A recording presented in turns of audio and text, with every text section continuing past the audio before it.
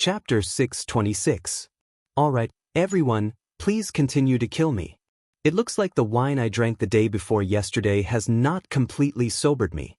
The 7th chapter should be about the Son of Heaven. Why is it about having fun in front of the palace again? He was completely speechless to the extreme. He lowered his head and admitted his guilt. The chapter was called Zhou Gong as the teacher. It came from a line in the historical records of Zhou Benji, Zhou Gong as the teacher attacked Huai in the east. It referred to Fan Xian entering Dongyi. It was a spring day. Zhou Gong slept soundly, and so did Fan Xian. Of course, I found this part on Baidu. P.S. Today is the last day the monthly votes will be doubled. Given my condition and level of effort these 2 days, I truly do not have the confidence to ask for a vote. However, I will still shout. I will not release a single chapter to ask for votes. I promise everyone that for the rest of this month, I will let me, who is writing, and you, who is reading, live happily and of high quality. Amitba, those who believe in me, please bestow a monthly vote. Fan Xian and Wei Hua, the 2 heads of the greatest special agents in the world, were like 2 pure and open-minded scholars holding hands and exchanging pleasantries. They were filled with admiration and speechlessness. Immediately, they sat down hand in hand and drank and chatted merrily. They thought back to the foreign affairs of Shangjing in the past and quietly talked about smuggling. When they were happy, they laughed loudly. When they were emotional, they had 1,000 thoughts. Such a sincere display stunned the accompanying officials of the Song Kingdom, as well as the officials of the Board of Rites from Northern Qi and the Qin Kingdom, and their attendants. They wondered if the 2 of them had such a good relationship. Immediately, everyone understood the reason and sighed with admiration. They thought to themselves that, in the end, he was the head of the top special agents. With such a shameless and hypocritical nature, it was indeed a meeting of talent. They appreciated each other and couldn't help themselves. After sitting and chatting for a while, everyone knew that since the 2 of them had met in the Song Kingdom, they would represent the large power behind them and carry out a test. They would use words to force out some knives and swords. If they were to stand to the side, they would only see the 2 of them laughing. Very consciously, they retreated. After the serving girls finished serving, they also retreated. The most luxurious single room in Baoyue brothel immediately sank into silence. Fan Xian did not sit at the table. Instead, he sat down on a carved wooden chair to the side. His gaze was very calm. Looking at Wei Hua, he said, "You arrived yesterday and came to my door today. You really aren't going to give me a chance to breathe." Wei Hua smiled and picked up a hot towel from the table to wipe his face. He walked to Fan Xian's side and sat down. After thinking for a moment, he quietly said, "Although everyone can guess that Sir Fan Jr. will come personally, if they don't see it with their own eyes, how can the millions of people of the Qi Kingdom be at ease?" Fan Xian's eyes narrowed slightly. He smiled and said, "What? Are you here to seek justice for the people of Daqi?" Last year, the Overwatch Council had launched an attack in Xiliang and caught all of the Northern Qi spies and secret agents who had infiltrated Dingqing and Qingzhou and colluded with the Hu people. They had killed countless people. This matter caused the Northern Qi court to become furious after a great shock. The superficial peace that the Northern Qi Emperor and Fan Xian had done their best to maintain finally tore a large hole in it. There was no one else in the hall. Fan Xian and Wei Hua would not continue to chat about the weather. Their voices became light and icy. Wei Hua glanced at him and said in a cold voice, "Sir Fan Jr., when you and I worked together in the past, it could be said that we trusted each other. Last year, you did something like this without any warning. Didn't you go too far?" Fan Xian's brows rose. A ruthlessness flashed in his eyes. "You colluded with the Hu people and killed the people of the Qin Kingdom. Did I have to tell you before I did something? Who do you think you are?" Wei Hua's heart trembled slightly. Only now did he know that Fan Xian was no longer the gentle and amiable young man who had just come out into the world in Shangjing. He was silent for a moment and then said, "Don't bring up old matters. However, I don't know what exactly Sir Fan Jr. is thinking about going to Dongyi to attend the opening ceremony." "Are you stupid?" Fan Xian said with slight mockery. "I am the Duke of Dambua of the Qin Kingdom. What I am going to Dongi this time is for the benefit of the Qin kingdom. It's not like you don't know, so why ask? Wei Hua furrowed his brows and felt a chill in his heart. He thought that although the emperor was talented and managed the court affairs in an orderly manner, the situation in the world was here. The Qin kingdom was as powerful as it was yesterday. If he wanted to persuade the sword hut and the master of the city to not be overwhelmed by the Qin kingdom's power, it would be a difficult task. Particularly since the Qin kingdom had sent Fan Xian, a person he had never seen clearly, his heart was beating like a drum. He did not have much confidence. Someone asked me to ask you something, Wei Hua said as he sat by Fan Xian's side. Wei Hua sat beside Fan Xian. Lowering his voice, he said, "Does the agreement in the restaurant still stand?" After these words were said, Fan Xian's expression changed slightly. A difficult-to-grasp self-mockery shone through his eyes. Quietly, he said, "What agreement?" Wei Hua's expression did not change. However, his brows furrowed a little deeper. Perhaps even he did not know what the emperor wanted him to ask about the agreement. His throat was a little dry as he asked, "Are you prepared to break your promise?" Hearing these words, Fan Xian furrowed his brows slightly. Standing, he said, "First, there has never been any agreement. Second, should you be the one to tell me about such things?" Although Wei Hua was the commander of the Northern Qi Brocade Guard and had the Northern Qi Emperor's trust, his status in the country was far below Fan Xian's. Fan Xian was certain that the other party did not have the right to negotiate with him. "Dongi is a large piece of venison." Fan Xian turned to look at him and said, "Those who are capable will have it. I will not give it to them." Wei Hua rose and replied calmly, "The Qi kingdom will not give it to them either." The atmosphere in the hall gradually froze. Slowly releasing the will of knives and swords, the coldness immediately rose. It froze the precious and steaming dishes on the table until they didn't dare to breathe. Fan Xian only laughed and sat down at the table. With a fork in one hand and a dish in the other, he casually said, "Since Sigu Jian invited you, Northern Qi is not the only one who came. I am very curious as to who your true leader is." Naturally, Wei Hua would not answer this question. The coldness in his heart grew stronger and stronger. Looking at the young and handsome official of the Qin court in front of him, he felt a great fear. Everyone in the world knew that Fan Xian controlled the Overwatch Council with one hand and the palace treasury with the other. He was the Qin Emperor's right-hand man. If he wanted to weaken the Qin kingdom's power, being able to kill him would be a wonderful choice. However, Wei Hua could not make this decision. He did not have the right to make this decision. After the two recent events, the Northern Qi court had all become aware of Fan Xian's power. For such a person, it was good to be able to kill him. However, if he was not killed, there would be endless trouble in the future. In this world, who could kill Fan Xian? In the past, the eldest princess could not do it. The assassins the Qin family had set up in the valley also could not do it. Was it only the Northern Qi Brocade Guards or the 9th-level assassins of the Dongi Sword Hut along the way? Wei Hua gathered his thoughts and sat down again. He did his best to stabilize his emotions. He accompanied Fan Xian, who had already recovered his calm, as he ate and chatted idly.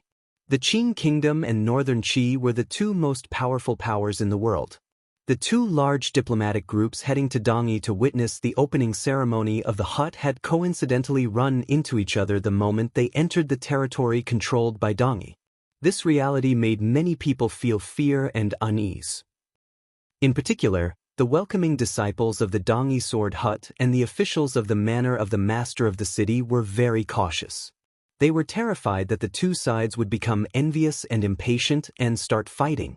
The diplomatic groups on both sides added up to 500 people. Coincidentally, they lived in two adjacent courtyards. Every time they entered or left, the officials of both sides stood on either side of the long street. Under the hostile confrontation, it was truly a terrifying sight. 1,000 eyes used their gazes to kill. No one in such an environment would have it easy. Wei Hua was deeply worried, but he appeared relatively calm. The truly calm person was Fan Xian. He was not worried at all that they would run into any danger on this trip. Unless Sigu Jian had already made a crazy decision, No one in Dongi would risk the Qing Emperor's rage and attack the Qing Kingdom's diplomatic group. The officials and nobles of the Song Kingdom did not dare offend either side. They all used the highest level of etiquette and extravagance to express their sincerity. They were especially humble toward Fan Xian, the Duke of Dambua of the Qing Kingdom. Fortunately, the first close contact between the diplomatic groups in Dongi only lasted for a day. Wei Hua did not obtain any comforting information from Fan Xian. The unease in his heart grew heavier and heavier. He did not have the energy to continue testing the conditions the Qing Kingdom was going to give Dongi. He left the Song Kingdom early. The officials of the Song Kingdom and the people from Dongi who had come to receive them watched this scene and all let out a breath. However, on the afternoon that the Northern Qi diplomatic group left, Fan Xian gave an order, and the Qing diplomatic group followed. They followed for 3 days. Fan Xian only felt sleepy on the carriage. It seemed that he was not worried about anything happening in Dongi. However, the officials of the Qing Ministry of Rites knew that the Northern Qi diplomatic group was in front, so they suppressed their own group's speed and did not come into contact with them again. After Fan Xian slept lazily for a few days, he finally found a problem with the group's speed. He furrowed his brows and asked, "According to the original schedule, we should have reached Dragon Mountain by now. Why are we only entering Huaishang now?" Shichanli also felt it was strange. He asked a member of the Qinian unit of the Overwatch Council in front of him and finally understood the reason. He returned to the carriage and reported, "The Northern Qi diplomatic group is too slow. I don't know if Sir Wei does not want to go to Dongi to receive his failure, so he purposely moved slowly." These words were said with a smile, but Fan Xian did not smile. Shichanli closed his mouth. He wondered if there was a problem with the slow speed. Fan Xian scratched his head and furrowed his brows. If someone from Northern Qi left Shangjing, how many days would it take for the information to reach my carriage? At least 8 days. In other words, if someone left Northern Qi's Shangjing 5 days ago and I had no way of knowing. Fan Xian shook his head. If it really was that woman, the news would have been well hidden. If she really came to Dongi, I'm afraid she would have entered the sword hut within these 2 days. He furrowed his brows and said, "And we are still on the road." Shichanli's heart trembled slightly. He quietly said, "Even if Lady Haitang went to Dongi early, it would not affect anything." Fan Xian smiled and didn't say anything.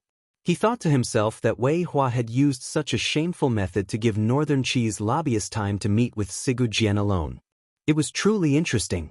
However, what was interesting to Northern Qi was rather boring to Fan Xian. So, when the diplomatic group's majestic carriages entered Dragon Mountain, he summoned the officials of the diplomatic group and the subordinates of the Overwatch Council and made a decision that left his subordinates dumbfounded. No one dared to oppose Fan Xian's decision. Another spring had arrived. Willow catkins filled the sky and floated down for thousands of li, like snowflakes swaying in the warm wind. They soared up, covering the city walls and the light of the sea. It made pedestrians cover their faces and scurry away in collective grief. There was no sense of enjoyment at all. 2 traveling merchants wearing bamboo hats stood in the sky full of flying catkins. It was clear that these were 2 strangers from outside the city. They did not dislike these annoying catkins at all. On the contrary, they seemed to be intoxicated by them, standing by the carriage and admiring them endlessly. It truly is the most beautiful scenery in the world. It's a pity that it has covered up the most magnificent city in the world. I can't see it clearly. Choo. The younger man sneezed loudly, immediately ruining his interest in admiring the spring. The older man next to him did not react. He only stared blankly at the catkins in the air. A moment later, he came to his senses and lightly said, "With such a large city, of course I can see it clearly when I'm closer. I often saw these catkins when I was a child, and they all disappeared in 2 days. Young master, your luck is not bad, but speaking of the most beautiful scenery in the world, you have been sleeping these past few days as the carriage has passed through the spring road. I can't tell you are a person who enjoys the scenery." The young man in the bamboo hat raised the brim of his hat and narrowed his eyes at the passing pedestrians and merchants, as well as the city in the distance that could not be seen clearly. He revealed his ordinary and proper face, and a glimmer of a smile flashed through his eyes. This person was none other than Fan Xian of the Qin Kingdom. For some reason, he had braved the risk of leaving the diplomatic group and only brought the man next to him to Dongyi. Although Dongyi probably would not act against Fan Xian right now, who knew what kind of arrangements Northern Qi had made here? Fan Xian should not have taken such a risk. However, he had a complicated premonition that he had to come early. Otherwise, Sigu Jian might fall to the north. In terms of safety, he was not too worried. Although Dongyi was filled with 9th-level aces, he was already a top 9th-level ace. Additionally, he had the best assassin in the world at his side. If he could not win, it should not be difficult for him to escape. With the shadow at his side, it was as if he had half of the 6th Bureau of the Overwatch Council. Fan Xian turned his head to glance at the shadow and couldn't help but smile slightly. On this trip to Dongyi, he had the shadow reveal himself and follow him by his side. Presumably, his enemies, who knew him incomparably well, would not be able to guess. Having left home at a young age, Fan Xian knew why the shadow was showing such a different emotion than usual, and why he had suddenly become so talkative. Before Uncle Wu Zhu left, he had become more and more talkative. As his #1 admirer, the shadow was also becoming more and more talkative. In Fan Xian's eyes, this was a good thing. Have you never come back after all these years?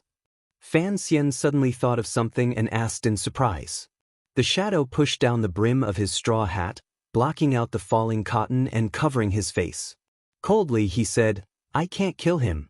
Why would I come back?" Fan Xian smiled and didn't say anything more. The massacre in Dongyi back then was too strange. Other than using Sigu Jian as a crazy idiot to explain it, there was no other explanation. However, Sigu Jian was a great grandmaster. No one dared to ask him anything. Even if Fan Xian wanted to help the shadow resolve the tragic past that had affected his life, he couldn't find any clues. "Your idiot brother is about to die." Fan Xian patted the shadow's shoulder and sighed. "A person's death is like a lamp going out. In the future, when the family is reunited on the road to the underworld, we can go ask." The shadow's shoulders froze. "He must die by my hand." Fan Xian's heart tightened. He didn't know whether he had done the right thing or wrong thing to bring the shadow back to Dongyi. Although the shadow had not returned to Dongyi for a long time, he had, after all, grown up in this large city before he was a youth. He still remembered the directions of the streets clearly. The description of the willow catkins was not wrong. By the time the two of them came close to Dongyi, the flying cotton in the sky had already sunk into the earth and no trace of it could be found. Fan Xian jumped down from the shaft of the carriage and looked at the bustling marketplace and hurrying merchants around him. He sighed emotionally. It is indeed a shopping center. However, after going to the flying cotton, it doesn't have the feeling of a grand city. It is truly disappointing. He was indeed disappointed. Rumor had it that Dongyi was the largest city in the world. Unexpectedly, when Fan Xian actually saw the city, he found that this so-called largest city had no city walls. It was just countless marketplace buildings pieced together.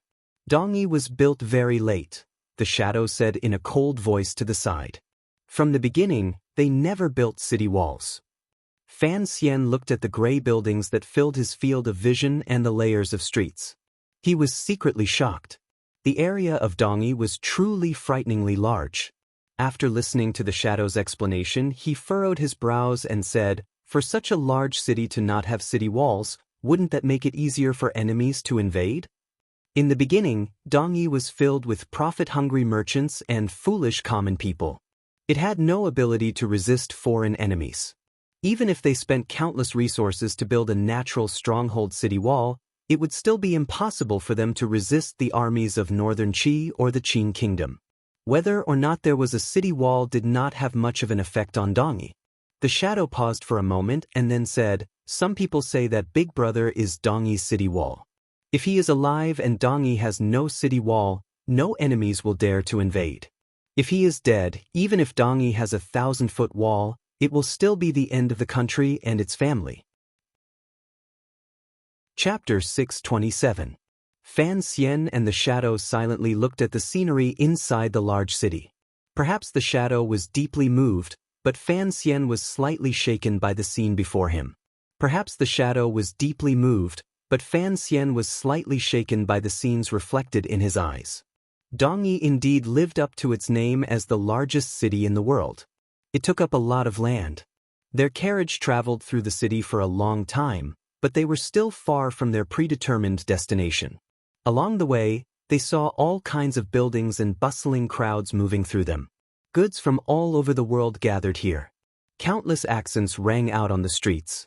Countless people wearing different clothing were haggling over prices, and they were using a sign language that Fan Xian was not familiar with. The 100 forms of the marketplace could be seen clearly in this Dongyi city that was built on commerce. Fan Xian sat in the carriage and looked down the street. He found that there was not a single item that could not be found in this city. He couldn't help but secretly exclaim in admiration. In such a bustling and prosperous place, who would be able to hold back from spending money on tourists from other places? Although the Qin kingdom had begun to set up a large commercial port in Quanzhou over 20 years ago and relied on the enormous production of the palace treasury to forcefully take a large share of the sea trade with foreigners, it not only directly caused Danzhou port to fall into decline and calm, but it also dealt a great blow to Dongyi. However, Dongyi was, after all, a place where merchants from all over the world gathered. In particular, the ships that went out to sea were skilled in the art of controlling the waves. They intersected with the land far away, so the trade had continued to flourish.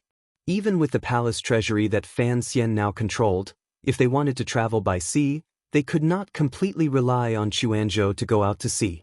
Many adventurers and merchants from overseas were still used to doing business through Dongyi. This kind of change would probably take decades. After Fan Xian saw a dozen foreigners on the street, he accepted this point of view in his heart. When he was overseeing Jiangnan, the furthest the foreigners were willing to go was as far as Quanzhou, so he had never seen a single one. "Do you find it strange?" the shadow asked in a low voice beside him. Foreigners only trust Dongyi, so every time the Qin people see these blue-eyed people, they always feel uncomfortable. Fan Xian smiled and didn't say anything. He thought to himself that in his previous life, he had once taught mahjong in the foreign students' building all night. How could he feel strange when he saw foreigners? Why don't the foreigners trust the Qin kingdom? At most they are willing to stop at Quanzhou for a few days, they are never willing to go deep into the interior. Fan Xian asked quietly, "Northern Qi does not have a suitable outlet to the sea. That is one thing, but we have already built 3 large ports in the Jiangnan area. In particular, the Quanzhou port has been built for over 20 years. Why have we never completely taken away Dongyi's position?" "I'm not too sure either." The shadow pressed down the bamboo hat and coldly said, "But I heard that 20 years ago, the Quanzhou Navy had a good relationship with the foreigners. Later, something happened to the Quanzhou Navy, and many of the foreigners were scared away." Fan Xian raised his eyebrows and didn't ask any more questions. On his way into the city, he had been looking in all directions and listening in all directions. He had carefully savored the atmosphere of the marketplace that was particularly different from that of this land. He had gradually come to understand the reason for this. Dongyi had always been able to occupy the center of the world's commerce because the people there valued freedom. Merchants used their words and actions for profit. On the streets, other than the officials from the manor of the master of the city who maintained public order, there were not many officials. Although he hadn't had the opportunity to personally see the specific process of trade, Fan Xian already had a strong feeling that Dongyi's trade basically already had some kind of contract. Regardless of whether it was the manor of the master of the city or the sword hut, neither of them would try to control the actions of the merchants. They would only draw up general market regulations. In comparison, although the Jiangnan area of the Qin kingdom was also developed in commerce, this kind of development and prosperity was, to a large extent, based on the overly special product of the palace treasury. Jiangnan's commerce relied on the unique production of the palace treasury, so it could be completely set by the court, or rather, by itself, with very little fluctuation. The commerce of the Qin kingdom's Jiangnan was a kind of commerce that was monopolized by the court. Regardless of whether it was the incomparably illustrious Ming family, the Lingnan Xiong family, or the Quanzhou Sun family, they were only the recipients of the palace treasury. If the court wanted these three families to die, then they had no choice but to die. The court did not care about the sanctity of contracts with merchants. However, Dongyi's business was rooted in the foundation of equal trade. No power could be like the Qing court and shamelessly use force. No one could be like Fan Xian, who could use the power in his hands to make the Ming family vomit 3,000 liters of blood and innumerable losses. It was clear that, for merchants, the latter kind of prosperity was more reliable, long-lasting, and worthy of trust. Dongyi was like a gathering place and autonomous territory for the world's merchants. They used their sweat or cunning to seek benefits. Their life and death were up to heaven and not imperial power. Fan Xian pulled his gaze back from the door of a large merchant house. An absurd feeling suddenly welled up in his heart. If Dongyi truly leaned toward the Qing kingdom, given the emperor's powerful desire for power, how could he be willing to remain unchanged for 50 years? How could he be willing to have so many merchants not listen to his orders in the territory he ruled? If the glory of the Qing kingdom's powerful imperial power truly descended upon Dongyi, would this prosperous and free or secretly dirty city still be able to maintain its current vitality? Fan Xian and the Shadow chose an unremarkable inn to stay in. After settling down the carriage, they walked onto the main street and merged into the crowd. It was still early, so it was not yet convenient to do what they wanted to do. Thus, these two powerful warriors, each with their own thoughts, decided to imitate the situation of women and once again wandered the streets in the noisy seaside city. The reason Dongyi was so large, other than the shocking amount of trade that attracted merchants from all over the world, was because all kinds of strange people gathered here, such as the great bandit Wang Qinian, and even earlier, the young lady of the Yi family and her blind, young servant at her side. With strange people, there were naturally legends and legends. Adding to the glorious and threatening name of Sigujien, who knew how many vagrants and homeless people had come to settle down and seek a living. Countless young people from northern Qi and the Qing kingdom had come to travel. Even the Hu people far away on the grasslands and the snowman people in the north had once traveled tens of thousands of li year after year. The population of Dongyi increased, and the city grew larger and larger. Looking at the various styles of buildings on the main street, Fan Xian clicked his tongue in wonder. He thought to himself that the Bund of the past was nothing more than this. However, the Bund had mostly been Western buildings, while the buildings in Dongyi were of various styles from the mainland. Northern Qi inherited the black and green flying eaves from the Wei kingdom, the Qing kingdom's solemn and square buildings, the domed houses on the grasslands, and Nanzhao's gilded rain and arrow towers. It was said that back in the day, the Western people's buildings had been in the limelight in Dongyi. Later, following the rise of the Yi family, the Western people's position fell completely. The trade on this land began to move in the direction of imports. The reason was simple. They could not make the silk, tea, and porcelain that the Western people wanted to buy. The Yi family could also make the expensive glass and mirrors that they used to sell. Furthermore, they made them better and sold them cheaper. Thus, it was very difficult for the kingdoms in the overseas continents to trade on the sea because Dongyi no longer needed their goods. Instead, they were required to use silver to settle accounts.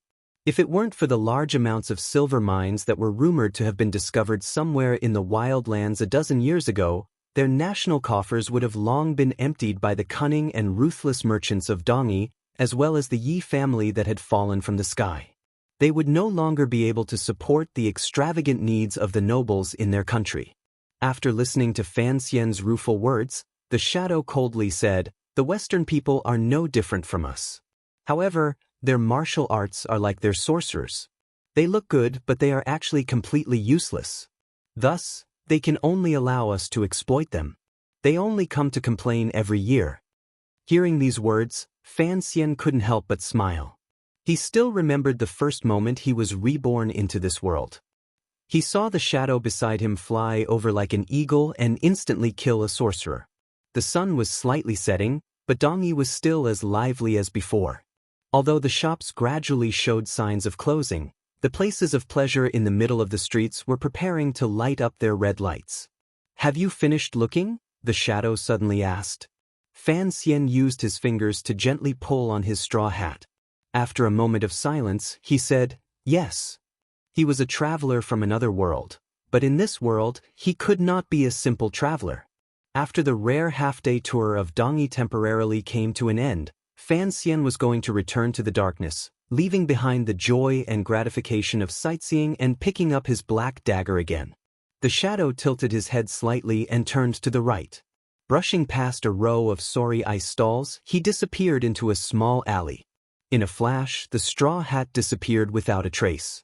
The setting sun in the west lost the honor of shining on the East Sea. Miserably, it was blocked off by the various tall buildings in Dongyi and turned into patches of darkness. Fan Xian walked in and covered his tracks. The manor of the master of the city in Dongyi was brightly lit.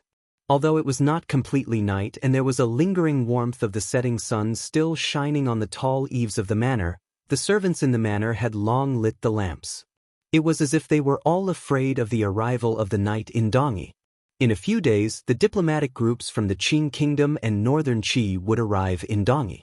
Everyone knew that the great Grand Master of the Sword Hut was about to decide the future direction of Dongyi after the opening of the hut. However, everyone knew that once the Sword Saint passed away, no matter what Dongyi chose, it would be an endless dark night descending for these common people who were happy in the name of free merchants. Of all these people, the most nervous was the master of Dongyi. Regardless of whether Dongyi became a territory outside the Qing Kingdom or Northern Qi, there was no need for him, the master of the city in name, to continue to exist.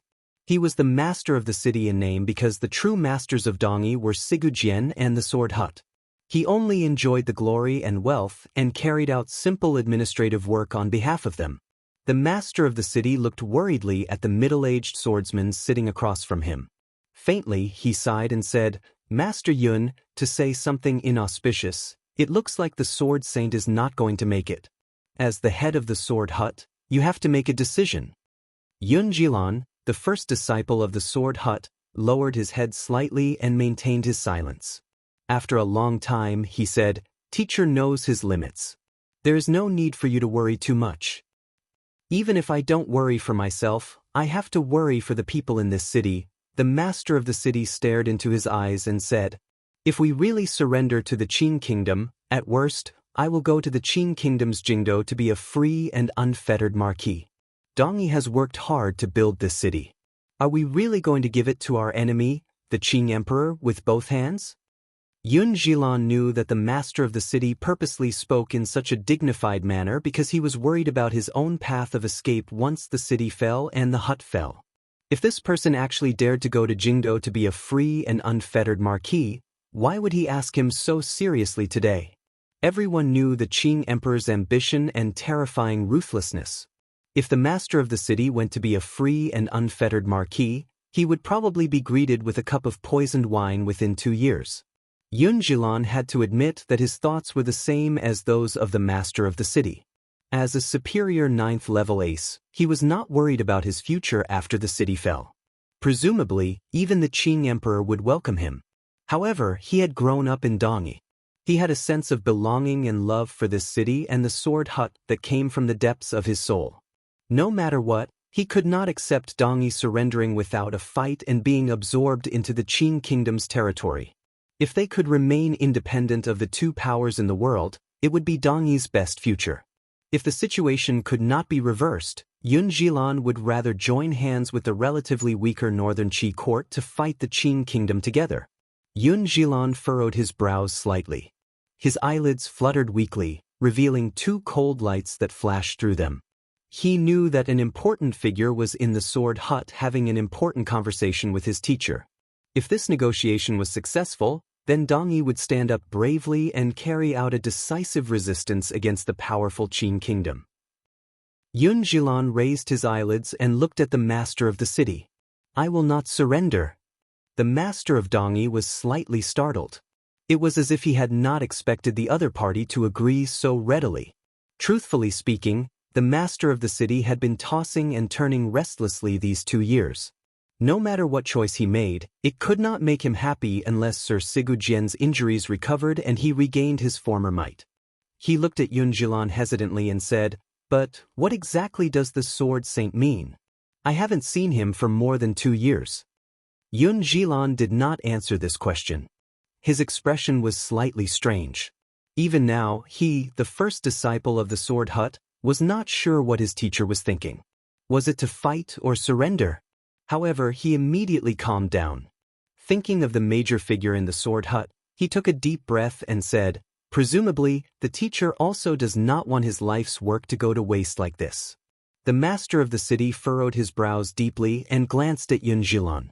Probingly, he said, "Everyone under heaven knows that the Sword Saint was injured by the Qing Emperor on Dong Mountain 2.5 years ago. Originally, I, a slow-witted person, would not think that the Sword Saint would turn toward the Qing kingdom. However, news has gradually come these 2 years that 13th Wang is the Sword Saint's last disciple and is on good terms with the Qing kingdom's Fan Xian.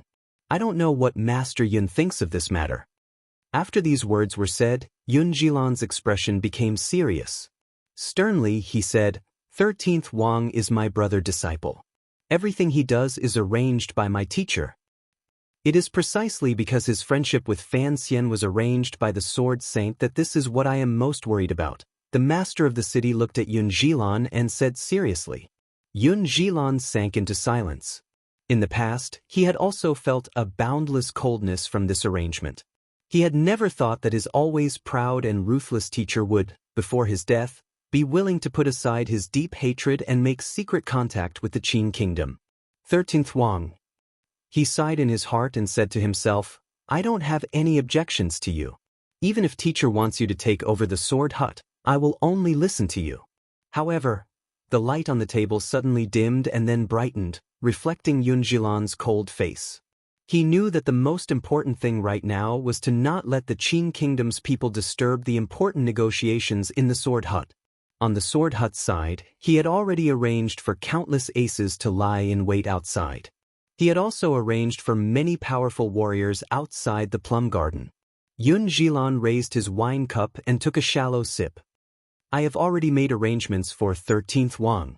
Don't worry, master of the city." The master of the city furrowed his brows slightly and said, "That is good. As long as it is not the Qing kingdom's Fan Xian coming personally, it is fine.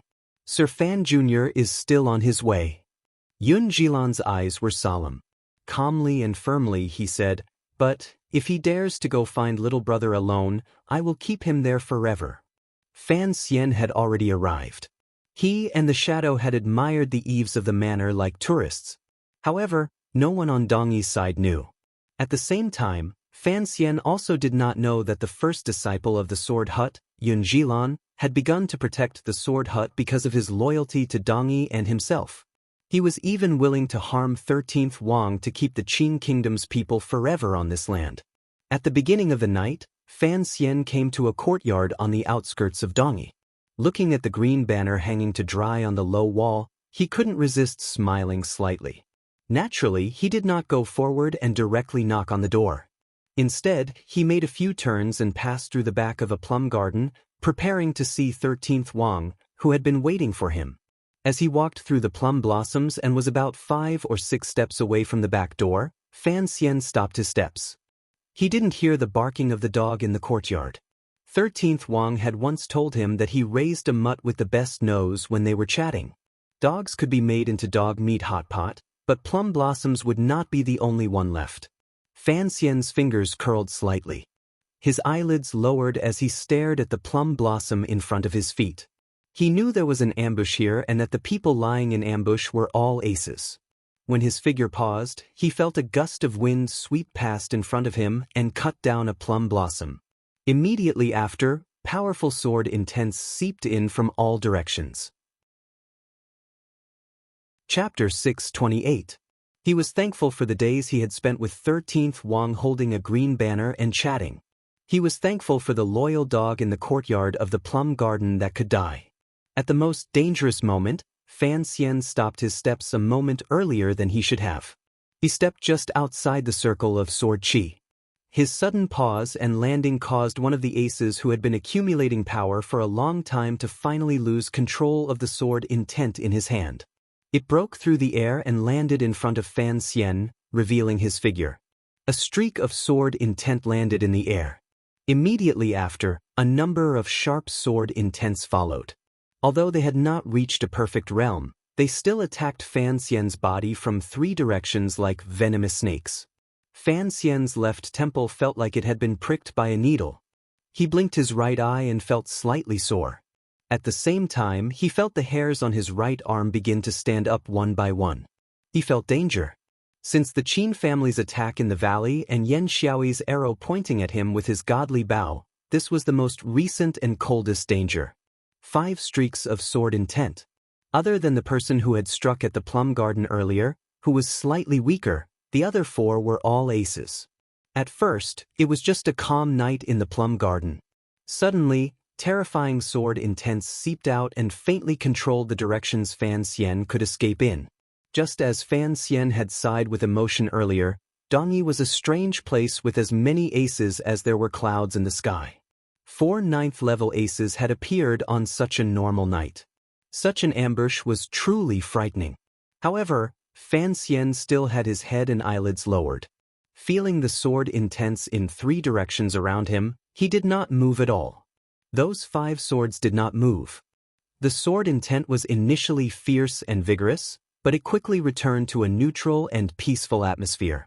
However, this neutral and peaceful atmosphere was mixed with an aura of absolute determination.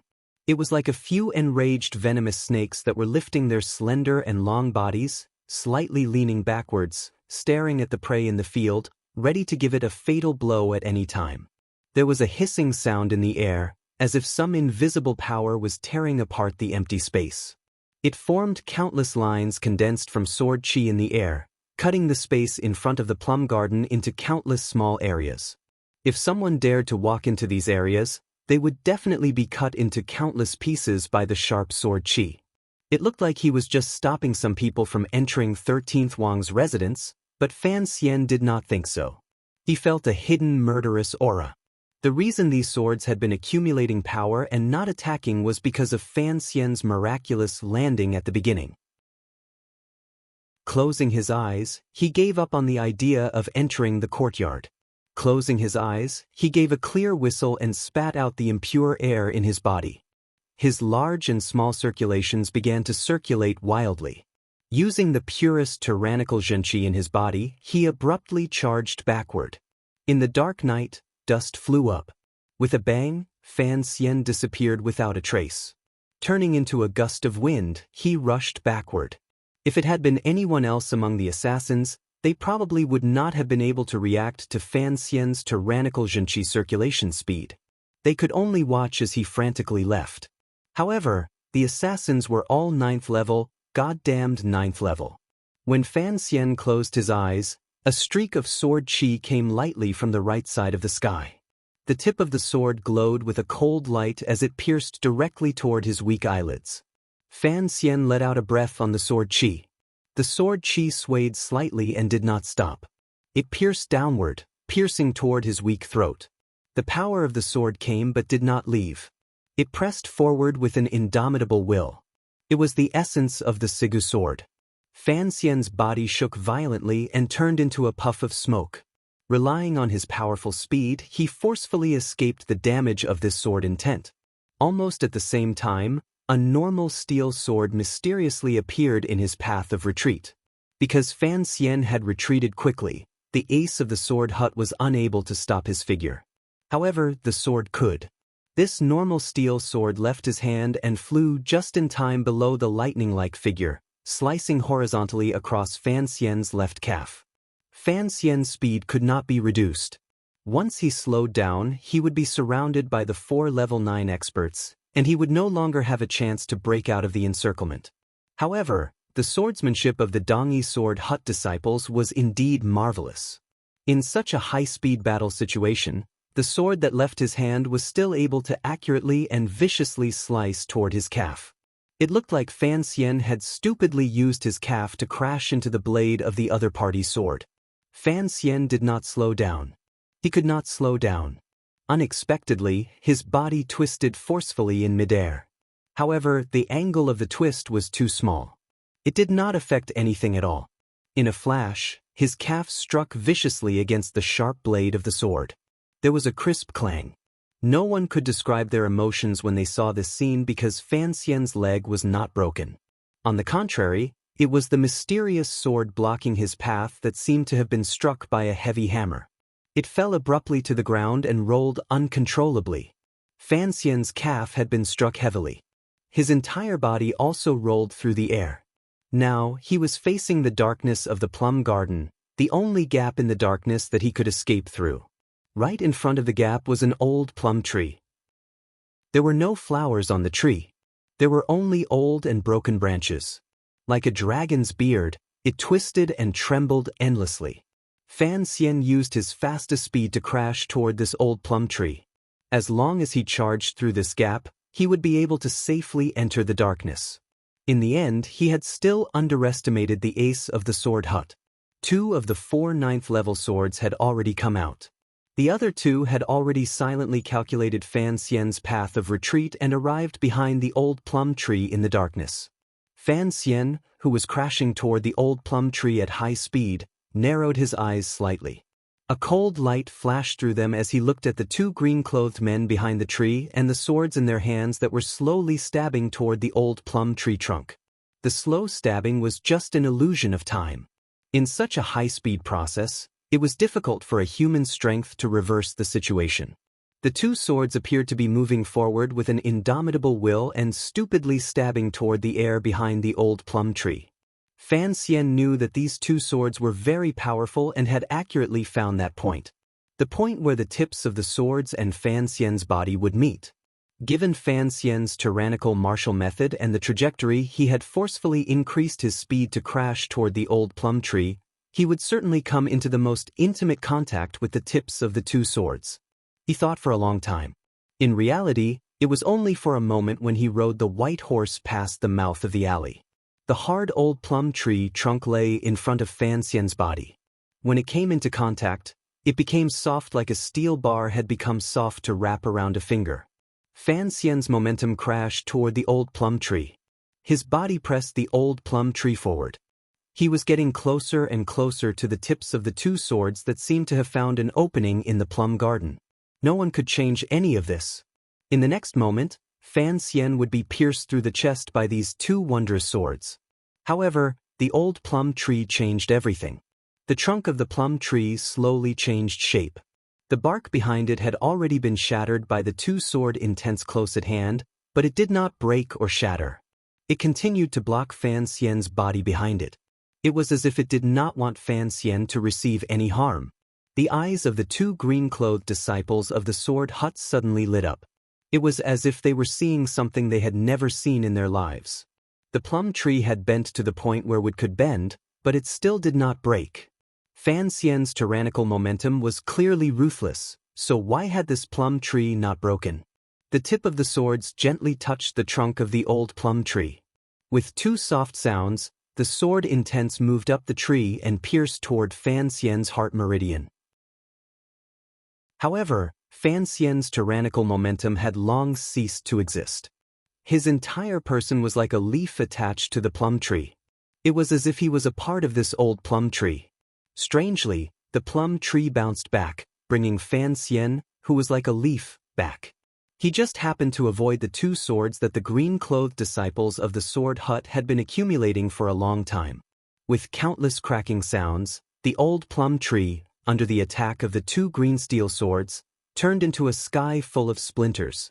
Fan Xian was already flying violently back in the direction he had come through the sky full of splinters. Turning into a gray dragon, he swept past the completely unprepared aces of the sword hut behind him like a bolt of lightning. Viciously, he crashed into the wooden door of the courtyard and charged into the room. The 2 green-clothed aces of the sword hut behind the pieces of the old plum tree met each other's eyes. A strange light flashed through their calm eyes. They knew who had come. Other than a faint excitement, they couldn't help but feel a powerful sense of admiration. At first, it was as tyrannical as wild thunder. Once it touched the old plum tree and saw the hidden swords, it became as gentle as a cool breeze, gently brushing against the tree trunk. Going with the flow, it miraculously avoided the 2 swords of the sword hut. Using the force of the rebound, in an instant, the cool breeze once again became a ruthless hurricane. Unexpectedly, it crashed back into the courtyard where 13th Wang lived. The sword hut aces lying in ambush all thought that Fan Xian wanted to escape. No one had thought that his retreat, which he had been accumulating power for a long time, was actually an ambush for his final charge into the courtyard. No one had thought that Fan Xian would have the courage to not retreat when faced with the ambush of 4 9th-level aces of the sword hut. In such a short amount of time, he had made such a complicated plan. He had even calculated the old plum tree in his path of retreat and the possible responses the aces of the sword hut might make. Fan Xian's simple retreat and advance contained a great deal of life and death experience and determination when facing an enemy. What shocked and impressed the aces of the sword hut the most was Fan Xian's ability to change the nature of his jinqi as he wished. If Fan Xian did not have such a miraculous ability, when he first came into contact with the old plum tree, he would have smashed through the plum tree and fallen into the 2 swords that had been accumulating power for a long time. In this world, no one had ever been able to simultaneously cultivate in 2 completely different yet top-notch jinqi methods within the scope of each other, much less someone like Fan Xian, who was able to switch between the tyrannical method and the natural method so naturally and effortlessly. Thus, the 2 green-clothed aces met each other's eyes and saw the shock and admiration in each other's eyes. In this world, only Sir Fan Jr. had practiced the Qing Emperor's tyrannical true method and the natural method of Northern Qi's Tiani Dao. The aces on Dongyi's side had studied this intelligence report for a long time.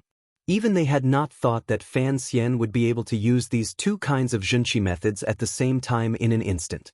Thus, contrary to all the warrior's expectations, he had cleverly found an opening.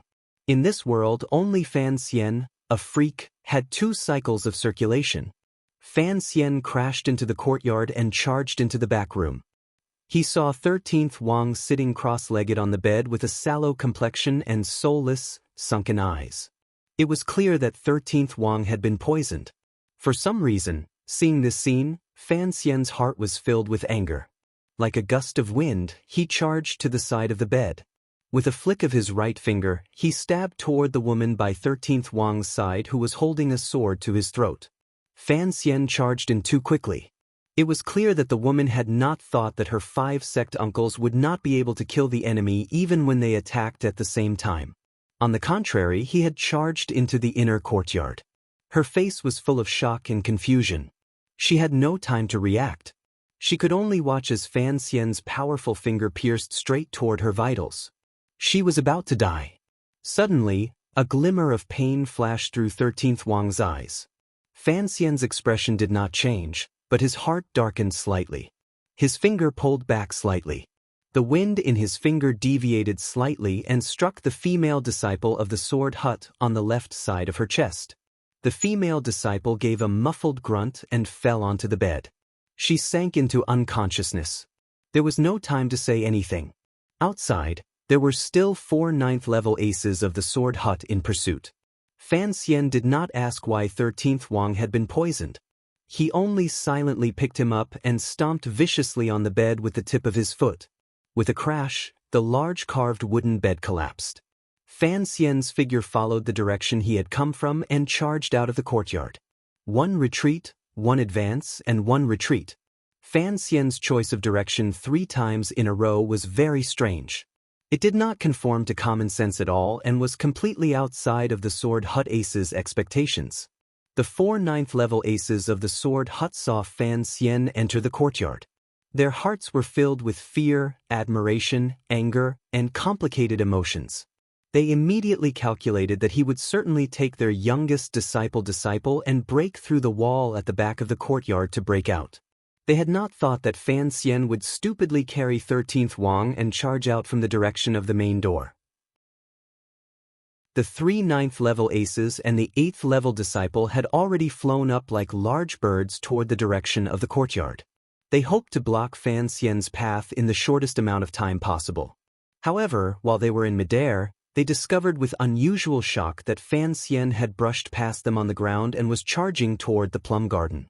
The green-clothed swordsman with powerful sword techniques was shocked. With a loud whistle, he used his brilliant cultivation to forcefully turn around in the night sky. Kicking the moon in the sky, his entire body drew an arc in the air and stabbed toward Fan Xian's back. He was worried that 13th Wang was on Fan Xian's back, so the tip of his sword was aimed at the back of Fan Xian's head. Kicking the moon and stabbing through the air, this strike was free and at ease. Outside the front door of the courtyard, there was another green-clothed swordsman holding a sword with both hands. His expression was cautious. His elbows were slightly bent. Using the stance of a straight sword, he stabbed toward Fan Xian's face. It was still these two green-clothed swordsmen. It was still Fan Xian. However, it had become two green-clothed swordsmen attacking Fan Xian from the front and back. Fan Xian lowered his head and charged forward. It was as if he did not care at all about the strike that was stabbing toward the back of his head. His eyes stared viciously at the green-clothed swordsman at the door. It was as if he wanted to use his gaze to stab the other party to death. Right at this moment, an unexpected event occurred. Fan Xian's footsteps were like iron hammers striking the ground. With each step, smoke and dust rose into the air. In a flash, the smoke and dust had filled the area in front of the plum garden, enveloping his figure and that of the green-clothed swordsman in front of the door. The green-clothed swordsman flying through the air behind him suddenly realized that Fan Xian's body had become somewhat indistinct. His state of mind was not at all panicked. He continued to stab forward with his flying sword. Suddenly, he felt his left eye twitch strangely. It was as if he felt some kind of extreme fear. There was an additional shadow under the moonlight. Was it his own shadow? Fan Xian charged into the smoke. The black dagger was already in his hand. The sword light scattered. The green-clothed swordsman in the smoke also had his sword in his hand. The sword light scattered. Each of them focused on what was in front of them and did not care about what was behind them. They used each other's sword intent to the extreme. A glimmer of panic suddenly flashed through the green-clothed swordsman's eyes. A deep wound had been cut under his left armpit. For some reason, this person's state of mind had panicked and allowed Fan Xian to charge through. A shadow floated past in the sky. The other green-clothed swordsman let out a sharp cry and forcefully stopped the momentum of the moonlight kick. His sword slashed horizontally, but he completely cut empty air. Immediately after, he felt a chill in the left side of his chest. His jinqi immediately dissipated. Sharp pain rose as he fell to the ground. The smoke dissipated. The 4 9th-level disciples of the sword hut gathered in front of the plum garden. 2 of them were injured. The other 2 stood in a daze. Looking at the empty ground in front of the courtyard, they didn't know what to say for a long time. No one had thought that the 2 9th-level swordsmen the sword hut was most proud of would be injured by the other party's sword in one move. They believed that even if Yun Zhilan had personally acted, or if their youngest disciple had not been poisoned, he would not have been able to injure them with just one strike. What happened? A 9th-level disciple of the sword hut looked at the 3rd and 4th brother disciples sitting on the ground with a face full of shock. The 2 green-clothed swordsmen were the 3rd and 4th brother disciples with the deepest cultivation in the sword hut.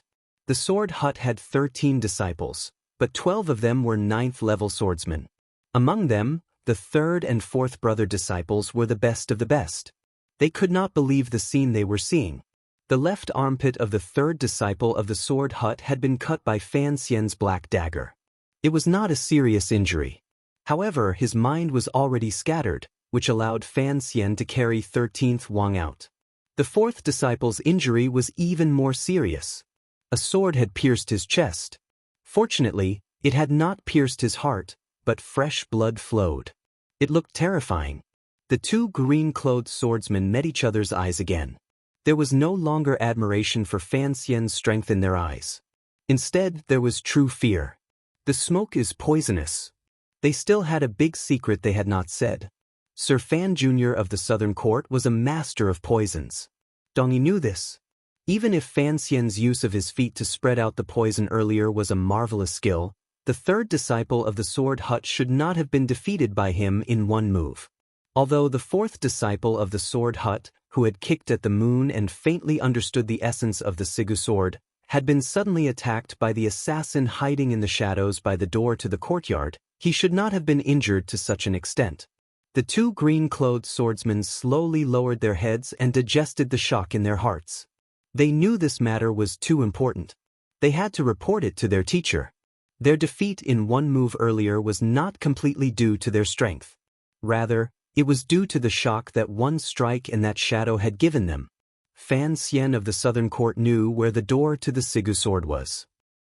The assassin hidden in the darkness had used the most authentic Sigu sword. Furthermore, the sword intent was even sharper and more bloodthirsty.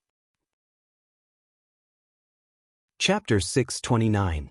A clear and bright moon shone on Dongyi, which was made up of endless buildings and strange shadows. The light was not very dazzling. Combined with the slightly salty sea breeze blowing in from the harbor outside the city, it filled the air with an enchanting scent. It was like someone had thrown a dried salt plum into a clear cup of wuliangya. It suffused with a light green color and sinisterly hid a pungent killing intent in its fragrance. The back door of a two-story private residence opened silently. The shadows of two people stacked on top of each other passed through like a gust of wind. Immediately after, the people behind the door closed it. At the same time, a few secret signals came from outside the residence indicating that it was safe and there were no traces of anyone. This was a secret stronghold of the 4th Bureau of the Qin Kingdom's Overwatch Council in Dongyi. The owner of the painting and calligraphy shop responsible for this stronghold had been waiting there the entire night. Unexpectedly, an injured person had arrived. After he opened the door, he nervously tightened his grip on the dagger in his hand and sat motionlessly behind the back door. He carefully paid attention to the movements around the stronghold, making sure that if things went wrong, he would be able to call the police at the first instant. The moonlight spilling into the courtyard suddenly dimmed. The owner of the painting and calligraphy shop raised his eyes nervously but didn't find anything unusual. He also didn't notice a shadow floating in through a crack in the wooden door on the 2nd floor of the residence. Inside the room, Fan Xian placed 13th Wang on the bed. He stared at the pale green color on his face and carefully observed it for a moment. He then pried open his lips and looked at the coating of his tongue. He then tilted his ear to listen to his pulse and lungs. His brows slowly furrowed together. To be able to scatter the powerful 13th Wang's Jinqi and make his entire body weak and powerless, this kind of poison had to be a terrifying thing. There was too little time. Fan Xian was still unable to accurately determine what kind of medicine the first disciple of the sword hut, Yun Jilan, had given 13th Wang. However, he had a general understanding of the medicine's general composition and effects. He thought for a moment and then took out a small bag that never left his body. Choosing a slightly brown medicine blade, he crushed it with 2 fingers and stuffed it between 13th Wang's lips. Then, he fetched half a pot of cold water from the table and forced it down his throat. The cold water soaked the front of 13th Wang's clothes. However, this brave warrior, who had killed the left virtuous prince of the Western Hu and was still able to kill his way out of the king's tent, did not have any reaction. He had already fainted. A glimmer of coldness flashed through Fan Xian's eyes. Pressing his dry lips together, he pressed and brushed his palm across 13th Wang's chest. His hand moved like a ripple of water. He sent Junqi slightly to help 13th Wang swallow the water for the medicine. After doing all this, Fan Xian finally relaxed slightly. He sat silently by 13th Wang's side and waited for the medicine. He glanced at the shadow beside the door and remained silent.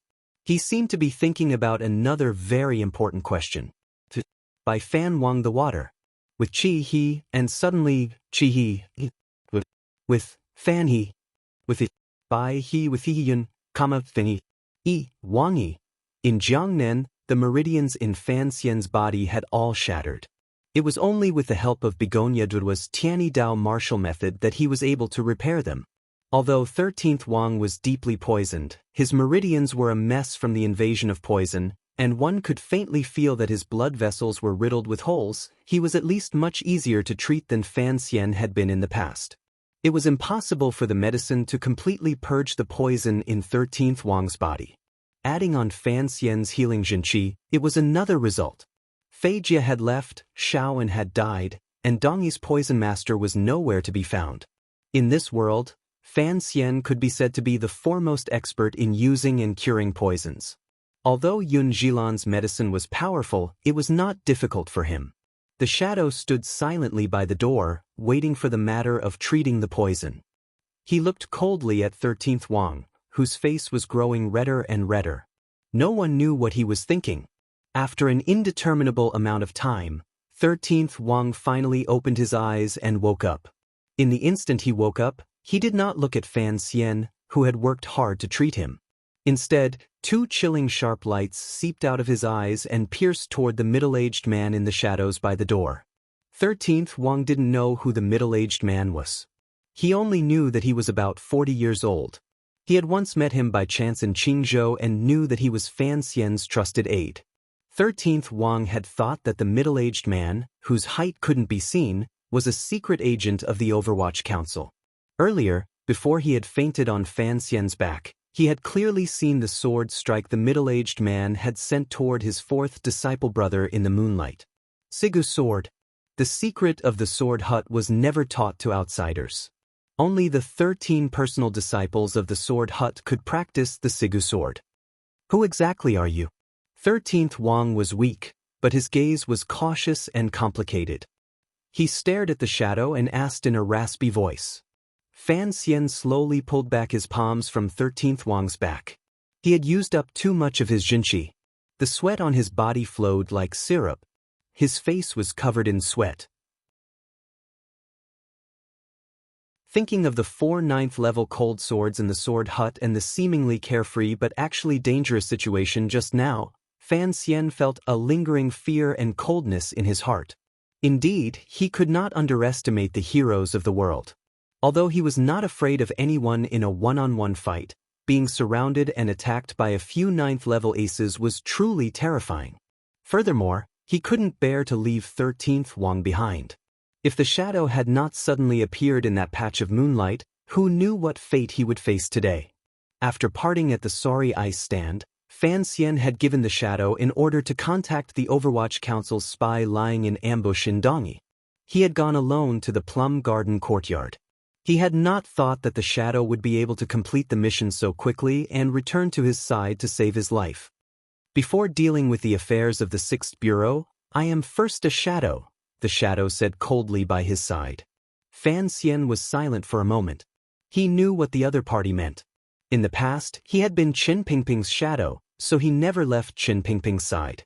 Later, Qin Pingping ordered him to come and protect him, so he had become his inseparable shadow.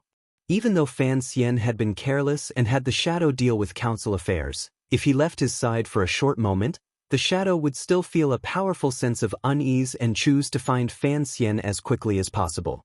His style of doing things was to follow behind Fan Xian in secret and protect him at all times. The sea breeze blew, making the sweat on Fan Xian's body even colder. It made him involuntarily shiver. He was already a superior 9th-level ace and had long been immune to the cold and heat. However, he shivered at this moment. It was enough to prove the coldness in his heart. The coldness in his heart was because of the internal strife in the sword hut. Yun Jilan had attacked 13th Wang so viciously. Furthermore, there were so many aces of the sword hut standing at his side. Had the dying Sigu Jian already lost control of the sword hut? The coldness was also because of the dangerous situation earlier. The sweat on his body was not only caused by forcing out the poison for 13th Wang, but also because of the 4 terrifying swords. Fan Xian was still shaken. There was something he was even more afraid of. This matter weighed down on his heart and made it difficult for him to breathe. Terror took over his entire heart and body. It was clear that the shadow knew what he was afraid of, so he also appeared to have an unprecedentedly serious expression. Sitting by his side, he didn't say a word. The scene made Fan Xian think of many years ago when he had first come to Jiangnan. Under the eaves of the Shazhou Inn, he and the foremost assassin in the world had sat side by side. Although their conversation was not joyful, they had gained a great deal. Now, they were sitting next to each other again. Both of their moods were heavy. Why didn't you kill that sword hut ace just now? Fan Xian's voice had become dry because of his nervousness. They had 4 9th-level aces. We were able to pass through them in one move by catching them off guard and using sword intent to intimidate their state of mind, the shadow said with his eyes closed. Even so, I could only seriously injure one person. You didn't truly injure the third prince. If they had come to their senses, perhaps we would have been able to escape, but we still wouldn't have been able to kill them all. I have to admit that my idiot brother's ability to teach disciples is the best in the world.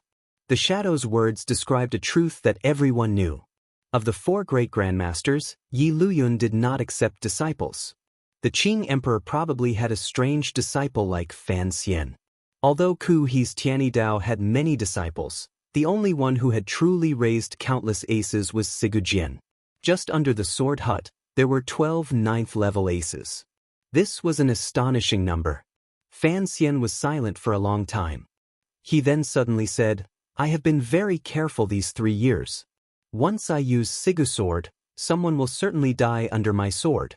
I have never let a living person see me use Sigu sword moves. There has never been anyone alive under my sword. The shadow coldly stated the truth. Whenever the foremost assassin in the world drew his sword, there had never been anyone alive. What about Yun Zhilang? Fan Xian brought up a name.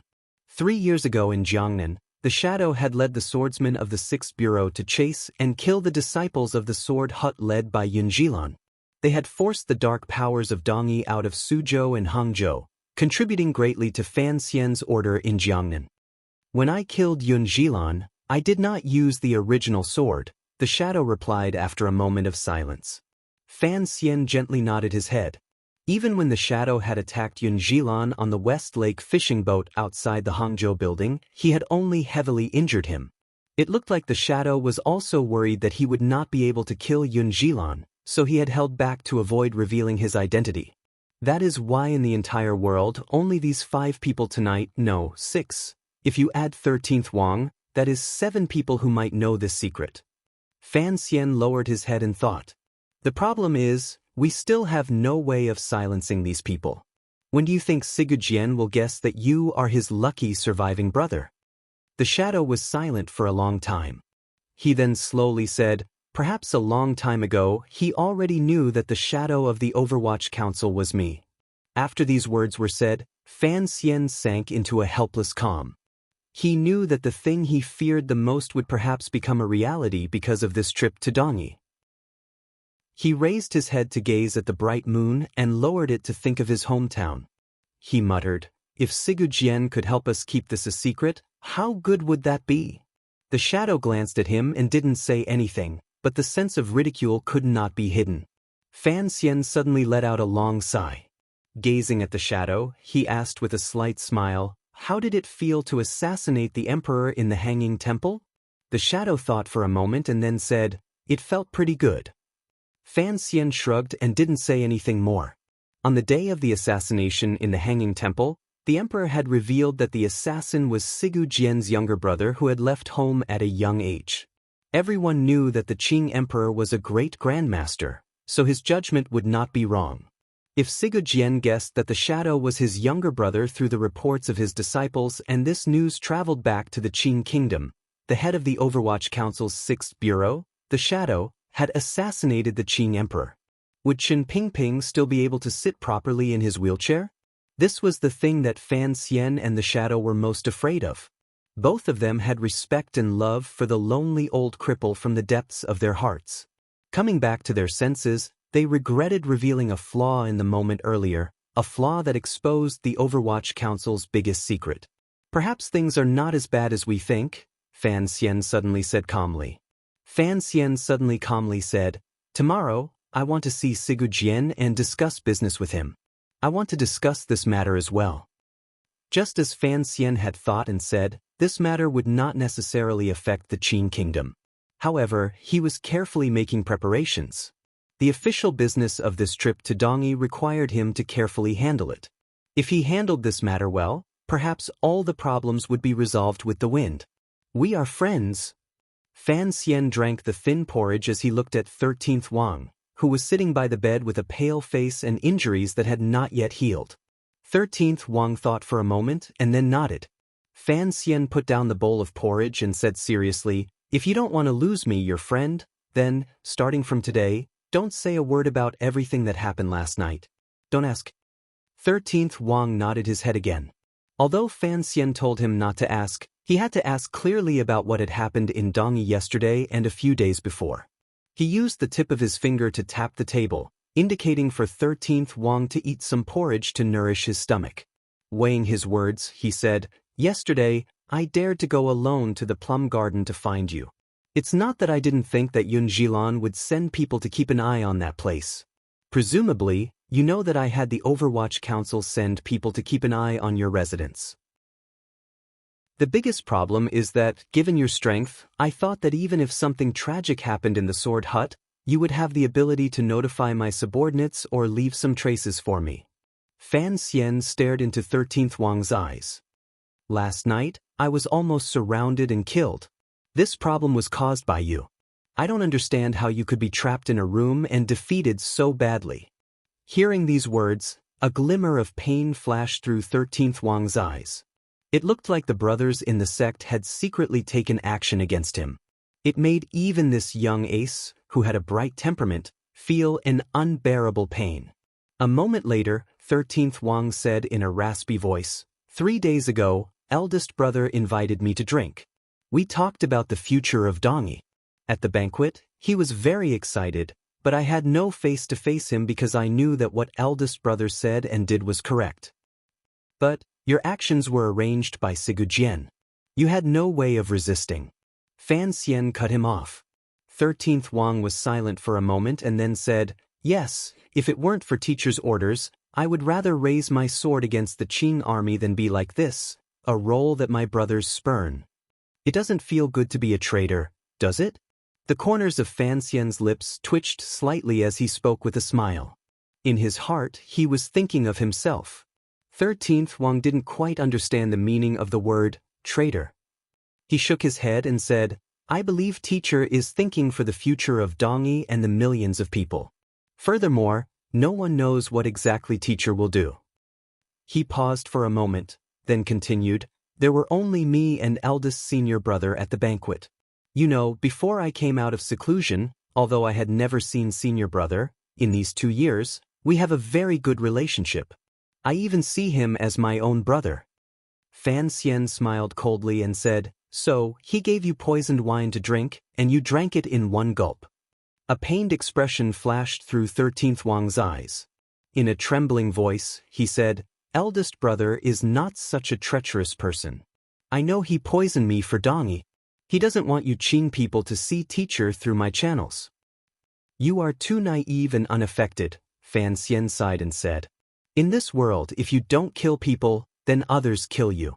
With your personality, if you want to control the Sword Hut, it is no different from a fool's dream.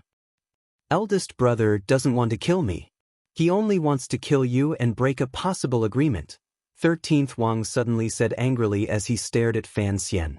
Fan Xian's heart suddenly softened. Warmly he said, "I believe that.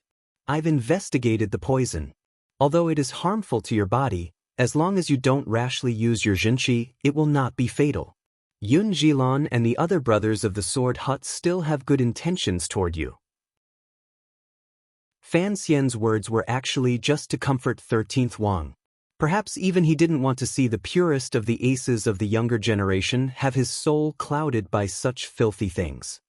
Yun Jilan trapped you with the intention of killing the Qing Kingdom's liaison.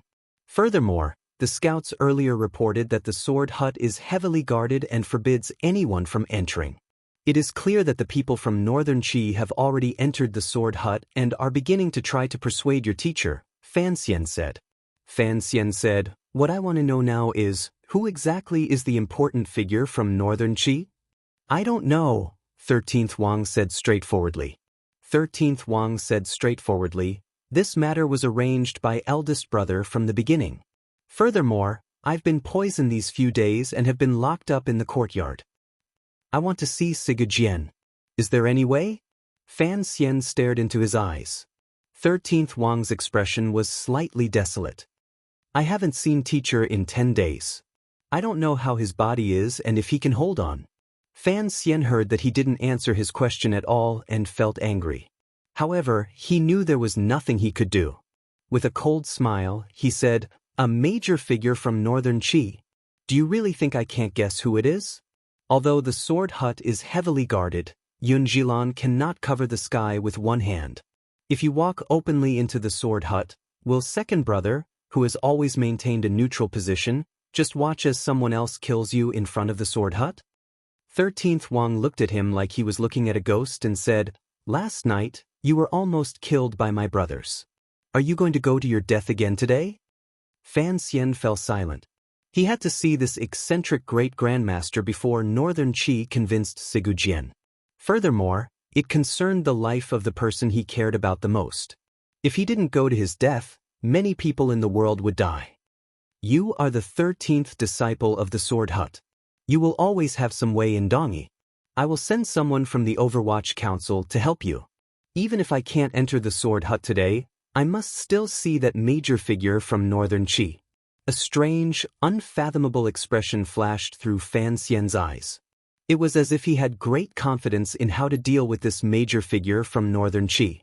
A pale-faced young man walked down from the carriage with great difficulty. Looking at the rows of grass huts in the distance, countless complicated emotions rose in his eyes. He tidied his clothes and walked toward them. The various disciples of the sword hut responsible for defending looked at this person's expression and appearance. Shock appeared on their faces. Some people unconsciously stretched their hands to their waists and gripped the hilts of their swords, but no one dared to make the first move. Someone called out in a slightly dry voice, "Uncle disciple, teacher has ordered that the patriarch is cultivating in seclusion and is not to be disturbed." Gradually, people came over and surrounded 13th Wang in the center. All of the disciples of the sword hut knew that Master Yunjilan, who handled all the affairs of the sect, had many problems with this uncle disciple who was most favored by the patriarch. Last night, the uncle disciple had been rescued.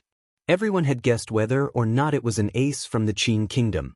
No one had thought that with the sun in the sky, the uncle disciple would walk to the door of the sword hut like this. Everyone was nervous. They didn't know if they should immediately take him down or what. 13th Wang took a deep breath. His expression was calm but filled with boundless determination. Just like this, he walked step by step toward the sword hut. Then he saw a person he wanted to see a lot. Lowering his body in a bow, he said, "Second brother, I want to see teacher." The second sword of the sword hut did not participate in this matter. He looked at 13th Wang with a glimmer of pity and quietly said, "Brother, go back." Just as there was chaos in front of the sword hut, a person silently slipped through the shadows at the foot of the mountain outside a quiet and secluded courtyard at the back of the sword hut. The attention of the disciples of the sword hut was completely drawn by the valiant appearance of 13th Wang. No one noticed this. This quiet and secluded courtyard was used by the sword hut to receive their most honored guests. However, that guest was inside the sword hut, so the defenses of the courtyard were not very strong. The figure easily passed through. Dodging the aces the northern Qi side had brought, Fan Xian was like a leopard cat as he made his way to the back of the courtyard. Smelling the faint fragrance that he would remember for the rest of his life, he came to a room and floated in. Looking at the woman facing the mirror who was wearing yellow flowers and relaxing the resentment of a serving girl, he couldn't resist smiling. He walked up behind the woman and bent down to gently blow a breath of air into her ear. With incomparable frivolity, he said, "Lily, do you miss a man?" The woman's entire body shook. Looking at her charming, resentful, and incomparably beautiful self in the mirror, as well as the unforgettable face next to it that was no less beautiful than her own, she was so shocked that she couldn't say a word. Sir Fan Jr. It had been a number of years since she had seen the owner of that face. Why had he appeared so mysteriously in Dongi, beside the sword hut, and by her side? Lily abruptly turned around. Her eyes were wide with fear as she looked at Fan Xian who had appeared beside her like a ghost. She opened her mouth but forcefully suppressed it. She didn't make a sound. Her flowing and gentle eyes were filled with shock. Fan Xian was very satisfied with this woman's behavior. He smiled slightly and quietly said, "Looks like he really dotes on you. Such an important matter, Yet he still brings you with him. Is he afraid you'll make him a cuckold? Lily gripped the corners of her sleeves. Her entire body trembled slightly, but her lips were pressed tightly together. There was fear in her eyes. She and Fan Xian were old acquaintances. Back then, they had traveled north and met in prison. How could she not know what kind of person Sir Fan Jr. was? Although he appeared gentle on the outside, he was actually cruel and merciless. At this moment, he was in a dangerous situation. If she made the slightest movement, he would probably not care at all about their past friendship and ruthlessly destroy a flower. Fan Xian gently grabbed her chin. Where his hand touched, it was smooth. His thoughts floated back to the carriage that had traveled north. His heart swayed slightly. In a quiet voice, he said, "Do you want us to sew a cuckold for your family's emperor?" Lily's fear faded slightly. She pressed her lips together and smiled. Back then, she had been the foremost beauty in Jingdo. Now, she had become a northern Qi imperial concubine and was deeply favored by the Qi emperor. She had been influenced by endless nobility and had become even more beautiful. With this smile, her eyes flowed like water. It was very alluring. Fan Xian also smiled. It was indeed very convenient to interact with a woman who knew his background. He smiled slightly and raised his hand in invitation. Lily smiled bitterly and placed her hand in his large one. They walked behind the curtain. Lily was too familiar with his style of doing things. She knew that under these circumstances, he would not be fooling around. He only wanted to borrow her room to wait for the person he had been waiting for. For some reason, when her hand was placed in Fan Xian's warm hand, she let out a long sigh in her heart. It was as if she had fulfilled a long-cherished wish of many years and was incomparably satisfied. In that instant, she had not thought about whether or not that person would encounter any danger when he returned in a moment. After a long time, or perhaps it was very short, a wave of hurried footsteps came from outside the room. A very young man entered the room under the protection of many people.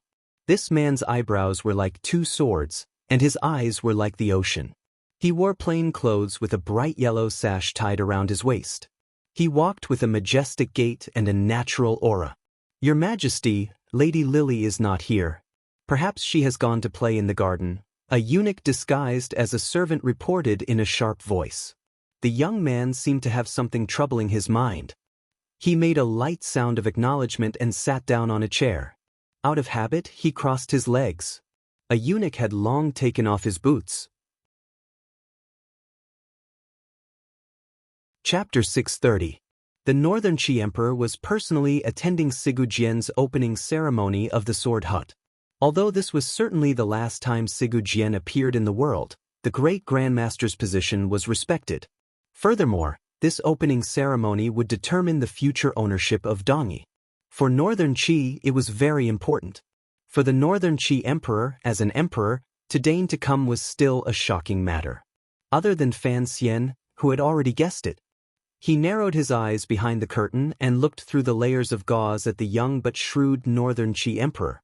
He knew that Northern Qi would place great importance on Sigu Jian's death, particularly when the Qin kingdom was powerful. If the Northern Qi people wanted to reverse the situation, they had to make a more powerful response. The Northern Qi Emperor personally coming to persuade Sigu Jian represented Northern Qi's absolute sincerity. For an emperor to leave his own capital and quietly come to a foreign country, who knew how much danger he had to take? This move was truly too daring. Even though Fan Xian had long guessed the Northern Qi Emperor's unconventional move when he was in Yanjing, seeing the emperor appear beside the sword hut with his own eyes still made it difficult for him to suppress his shock and admiration. The mountain courtyard of the sword hut was quiet and secluded. Who knew how many aces of the Northern Qi court were hidden outside, as well as the defensive power of the sword hut?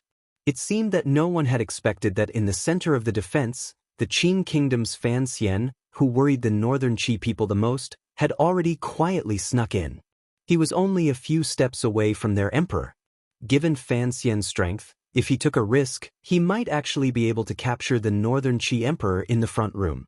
The problem was, even if he could control the Northern Qi Emperor, what problem could he solve?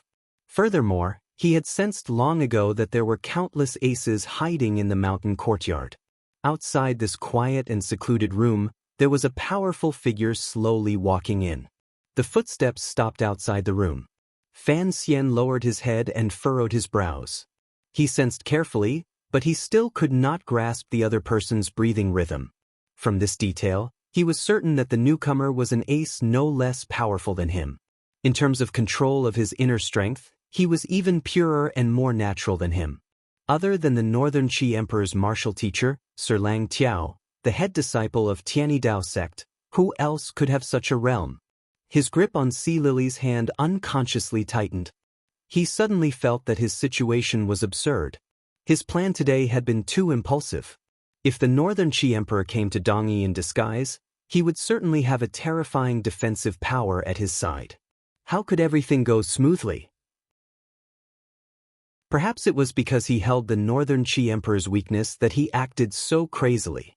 If Lang Tiao walked into the room now, he would easily hear Sea Lily's breathing, and the eunuch's guess would fall through. He would then discover Fan Xian's presence. He turned his head and glanced at Sea Lily. His eyes were full of probing and questioning. How could Sea Lily not know what her enemy was thinking?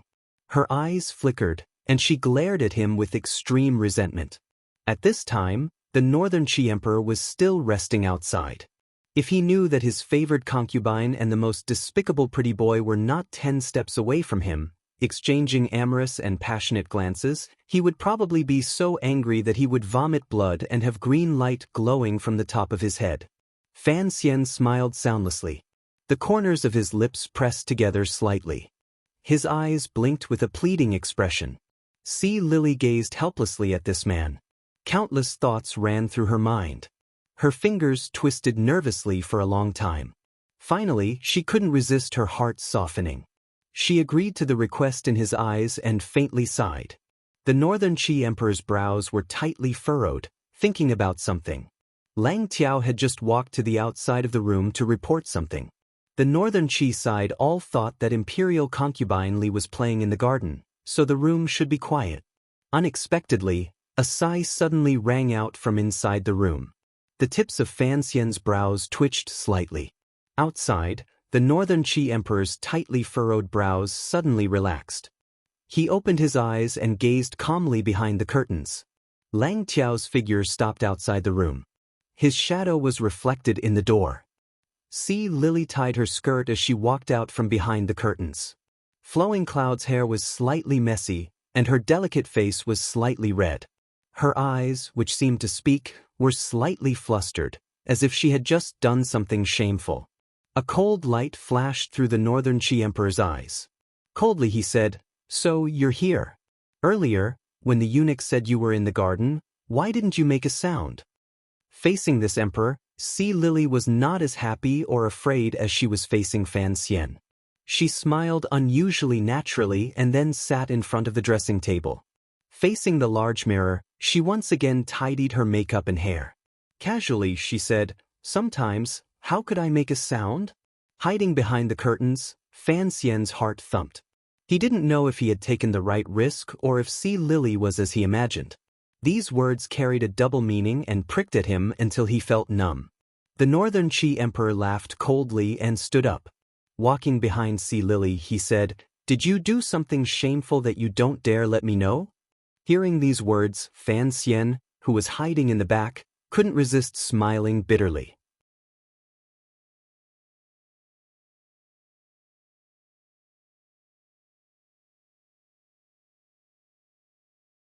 "You are wrong about one thing," Fan Xian said. "You are only a noble consort. If I truly wanted to harm your emperor, you would not be able to stop me." He suddenly shook his head and sighed. "In the blink of an eye, 4 or 5 years have passed. I wonder how you are doing in Shangjing." Speaking of which, the relationship between Fan Xian and Sea Lily was incomparably complicated. It was impossible to explain it in a few words. However, what Sea Lily said earlier was correct. Fan Xian and Sea Lily had secretly reached an agreement to help her enter the palace. He had never tried to control her. "Although no one in the world knows about the agreement between us, since you have helped me get revenge, I will do my best to help you." Sea Lily's expression suddenly became solemn. She stood and bowed to Fan Xian. It seemed that Fan Xian had always endlessly reached all kinds of agreements with different women. Yen Bingyun said that he relied on conquering women to conquer the world. It was not a mockery. It truly existed. That year, as the carriage traveled north, Fan Xian helped Sea Lily understand the poison Shen Pingping had buried in her body. At the same time, he promised her that if he had the opportunity, he would help her get revenge for her family. Sea Lily also agreed to become his spy in the northern Qi royal palace. Sea Lily was a descendant of the Qing royal family. However, her grandfather had been tragically killed in the battle for the throne. Her parents had also died in the pursuit of the Qing court. Thus, she had grown up in northern Qi's Shangjing. The important military official who had betrayed Sea Lily's grandfather and successfully helped the previous Qing emperor ascend to the throne was the old Qin master who had died to Fan Xian's hands 2 years ago. Regardless of what his motive was, Fan Xian had fulfilled his promise and helped Sea Lily get revenge. However, many years had passed. Sea Lily was far away in the northern Qi palace. The Overwatch Council had no way of controlling her. Thus, Fan Xian was not sure if this woman still remembered the agreement from back then or if she would still help him. Fortunately, the scene in the room earlier had already confirmed that Sea Lily was willing to help Fan Xian, at least as long as she didn't harm the northern Qi emperor. Although Fan Xian was the man who understood a woman's thoughts the best in the world, in the end he came from Mars and women came from Venus. He didn't completely grasp Sea Lily's thoughts. Earlier, Sea Lily had helped him hide not only because she was grateful for his kindness in saving her life and the righteousness of revenge, but also because of some inexplicable emotions. This woman's background was strange. She had once used her identity as the top courtesan in Jingdo to hide and do spy work for Northern Qi. However, the only person who had truly had skin contact with her and could even be described as being in perfect harmony with her was Fan Xian. Particularly on that moonlit night in the broken temple, the fragrance of golden osmanthus on the large bed wafted into the nose. The relationship between a man and a woman was as complicated as their bodies. No one knew exactly what had happened. The path to a woman's heart was sex? Who said that? However, it seemed to make some sense. At least, Sea Lily's gaze as she looked at Fan Xian was so complicated that it made one's hair stand on end. Fan Xian was finally defeated by Sea Lily's faint gaze. How could he forget the pleasure boat by the Lujing River, the carriage by the North Sea, the broken temple, the Li Pavilion, and this woman? He had always thought that this woman was different from all the other women in the world. She had great control over her future, so he had unconsciously kept his distance. However, this faint gaze made him finally understand that no matter how powerful a woman was, in the end, a woman. In the northern Qi royal palace, there was not a single real man. How could Sea Lily endure that kind of loneliness? She didn't know how many times she had thought of Fan Xian's enchanting fingertips and that gentle yet chilling face. She had thought about it in a daze for many years, and it had become a mental barrier. Fan Xian was silent and speechless. He gently held Sea Lily's hand and looked into her eyes that could speak. He smiled slightly. Sea Lily suddenly remembered something and smiled bitterly. The Emperor treats me very well. I would like to ask you for a favor. He wants to kill me. He's thought about it many times. Fan Xian gazed at Sea Lily and said calmly, I am a vengeful person, particularly since his plan for coming to Dongyi is too big. I cannot give it to them with both hands. Regardless of how the Qing royal family treated your family in the past, you are, after all, a Qing person.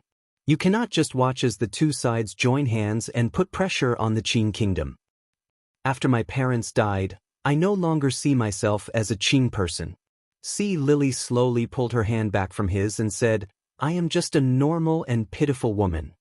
Fan Xian was silent for a moment. He then said seriously, that's right. If I ask for your help in this matter, it would indeed be unreasonable. I just want to know how his discussion with Sigujien in the sword hut these 2 days went.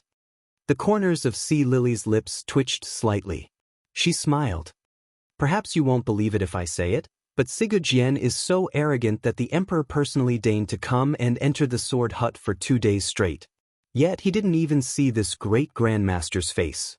Fan Xian's brows twitched. He felt a great shock in his heart. He wondered to himself what had happened to Sigujien. The Northern Qi Emperor had come personally, yet he still refused to see him. Even if Sigujien had used 13th Wang to express a portion of his attitude, the Northern Qi Emperor's arrival was clearly a weapon he could use to bargain. In a corner of the mountain courtyard, aces from Northern Qi and the sword hut were hidden everywhere. Among the flowers, the Northern Qi Emperor, who had been invited out by Lang Tiao, looked at the grass hut below the mountain gate with a wooden expression. The corners of his eyes twitched slightly. It was as if he felt boundless anger at Sigujien for refusing to see him. 13th Wang wants to charge into the sword hut. It is clear that he wants to bring a message to Sigujien for the Qing Kingdom's Fan Xian, Lang Tiao said calmly to the side. At this moment, Yun Zhilan's people are still blocking him outside. Although the disciples of the sword hut lean toward our court, they cannot kill 13th Wang in broad daylight.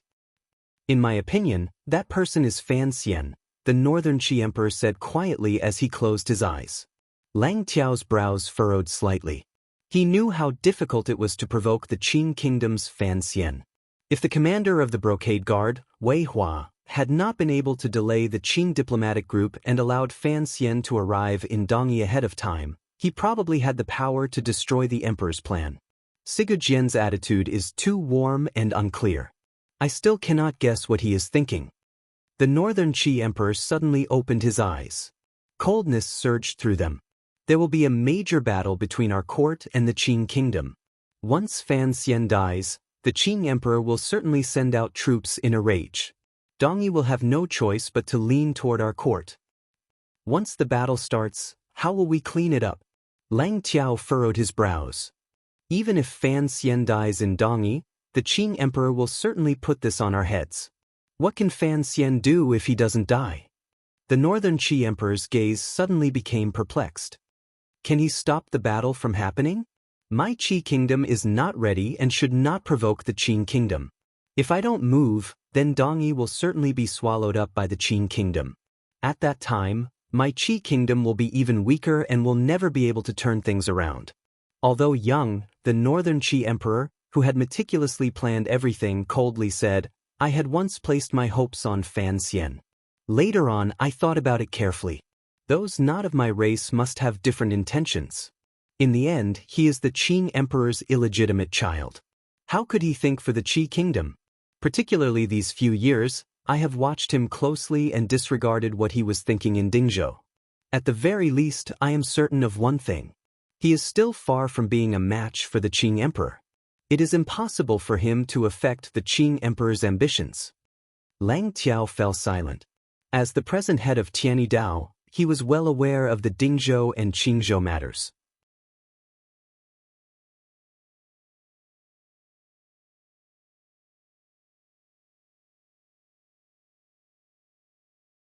The black dagger easily broke through the Northern Qi Emperor's sword.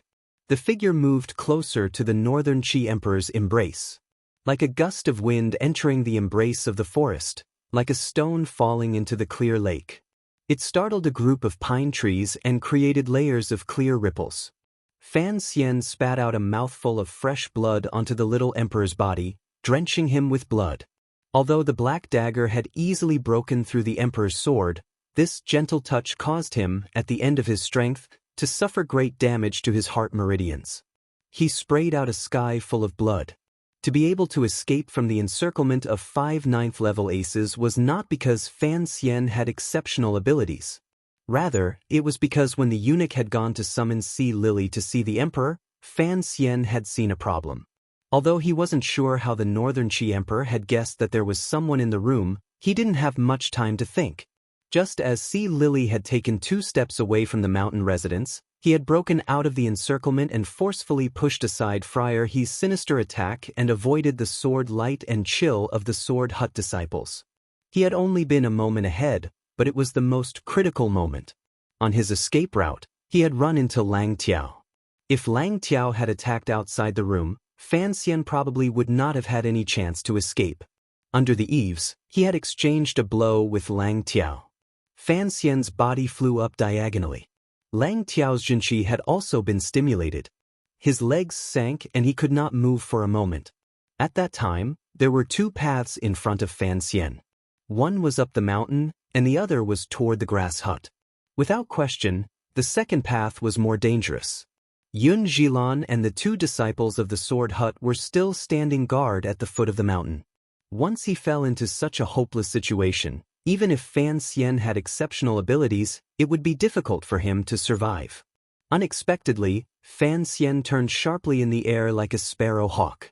Drawing an arc, he charged straight toward the precipice of the mountain residence.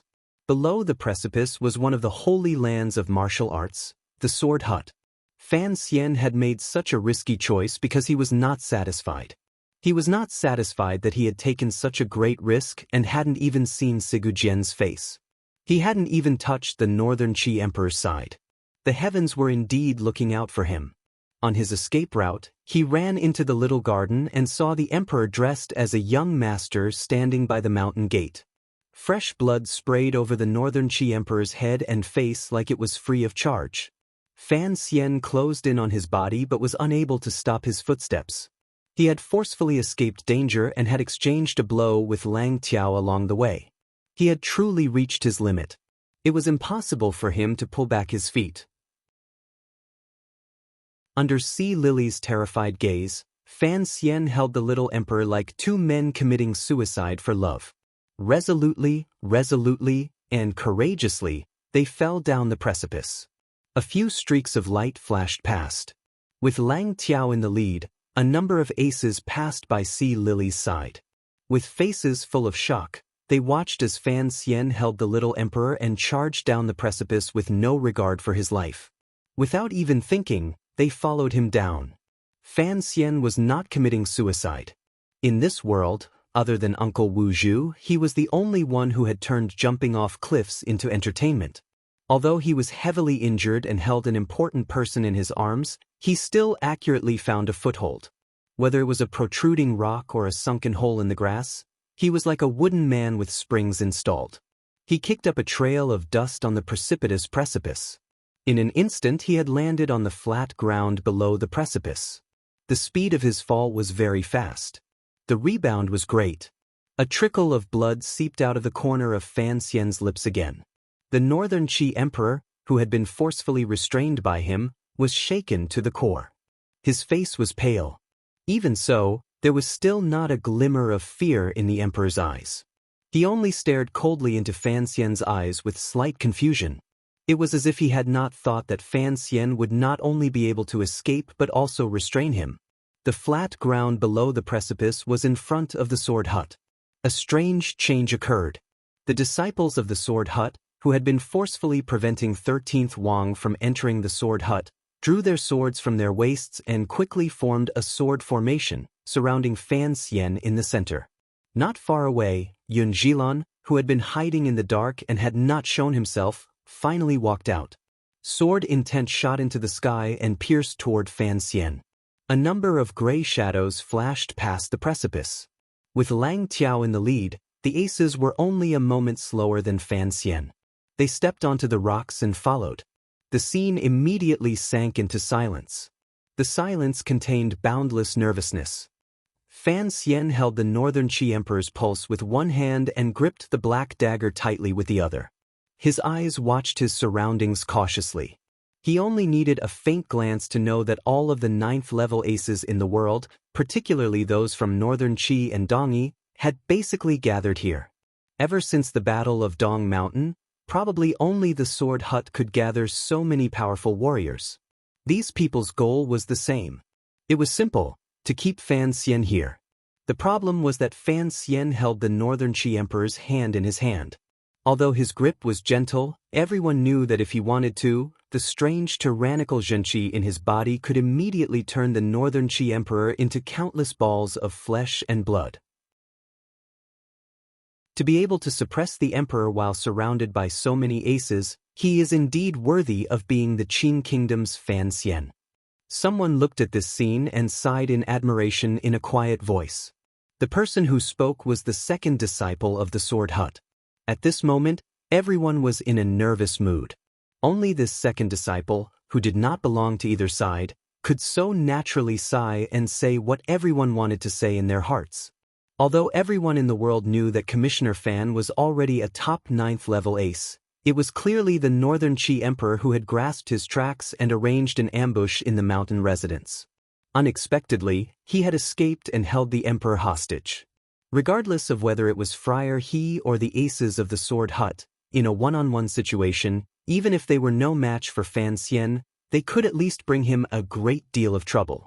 Furthermore, in the mountain residence, there was still Sir Lang Tiao, whose strength was not below Fan Xian's. Even in such a situation, they were still unable to keep Fan Xian. Everyone present felt a chill in their hearts. They wondered if Fan Xian had had some strange encounter these 2 years to become so powerful. Fan Xian lowered his head slightly and coughed. Holding the little emperor's hand tightly, he looked around and said in a raspy voice, "So, everyone is here. Can we talk properly now?" The sword hut was on the outskirts of Dongyi. The concave grass hut stood against the mountain and took up a large amount of space. The door to the grass hut was at the bottom of the cliff. Sigu Jian and the other disciples were in seclusion in the depths of the grass hut. At this moment, a dozen aces had gathered in front of the sword hut. They should not have disturbed the important figures in the depths of the sword hut. Fan Xian knew he was not powerful. One powerful Lang Tiao was enough to hold him back. Furthermore, outside the crowd, Yun Zhilan was gradually gathering sword intent as he stared at him. These two were both top 9th level aces who had been famous for a long time. The reason he had been able to escape from the mountain residence earlier was completely because of his wild beast sense of danger and valiant decisiveness. As for capturing the Northern Qi Emperor in the end, it was all thanks to his luck. If he had not surprised everyone by charging valiantly toward the sword hut at the bottom of the cliff, he would not have encountered the Northern Qi Emperor. The key to success was power, decisiveness, luck, and the courage that Fan Xian had lacked the most in the past. Although he had already subdued the Northern Qi Emperor, the situation was still dangerous. Regardless of who it was, no one would be able to escape the encirclement of these aces. Success? It was still too early. He had only just started on his way. What he was on was a dangerous path filled with brambles and small blood-soaked flowers.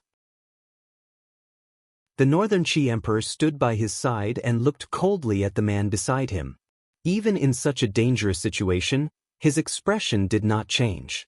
He couldn't help but feel some admiration. Slowly, he said, "Fan Xian, you are very daring to offend me in front of the sword hut." Fan Xian raised his wrist and wiped away the blood at the corner of his lips. Self-mockingly, he said, "Your Majesty wants to kill me. Do I have to stretch out my neck and wait to be executed?" He raised his head, squinted at his surroundings, and said, "Although I don't want to do something as unskilled as kidnapping, you actually found me so quickly, and your luck is bad enough to be caught by me, so I can only be a kidnapper."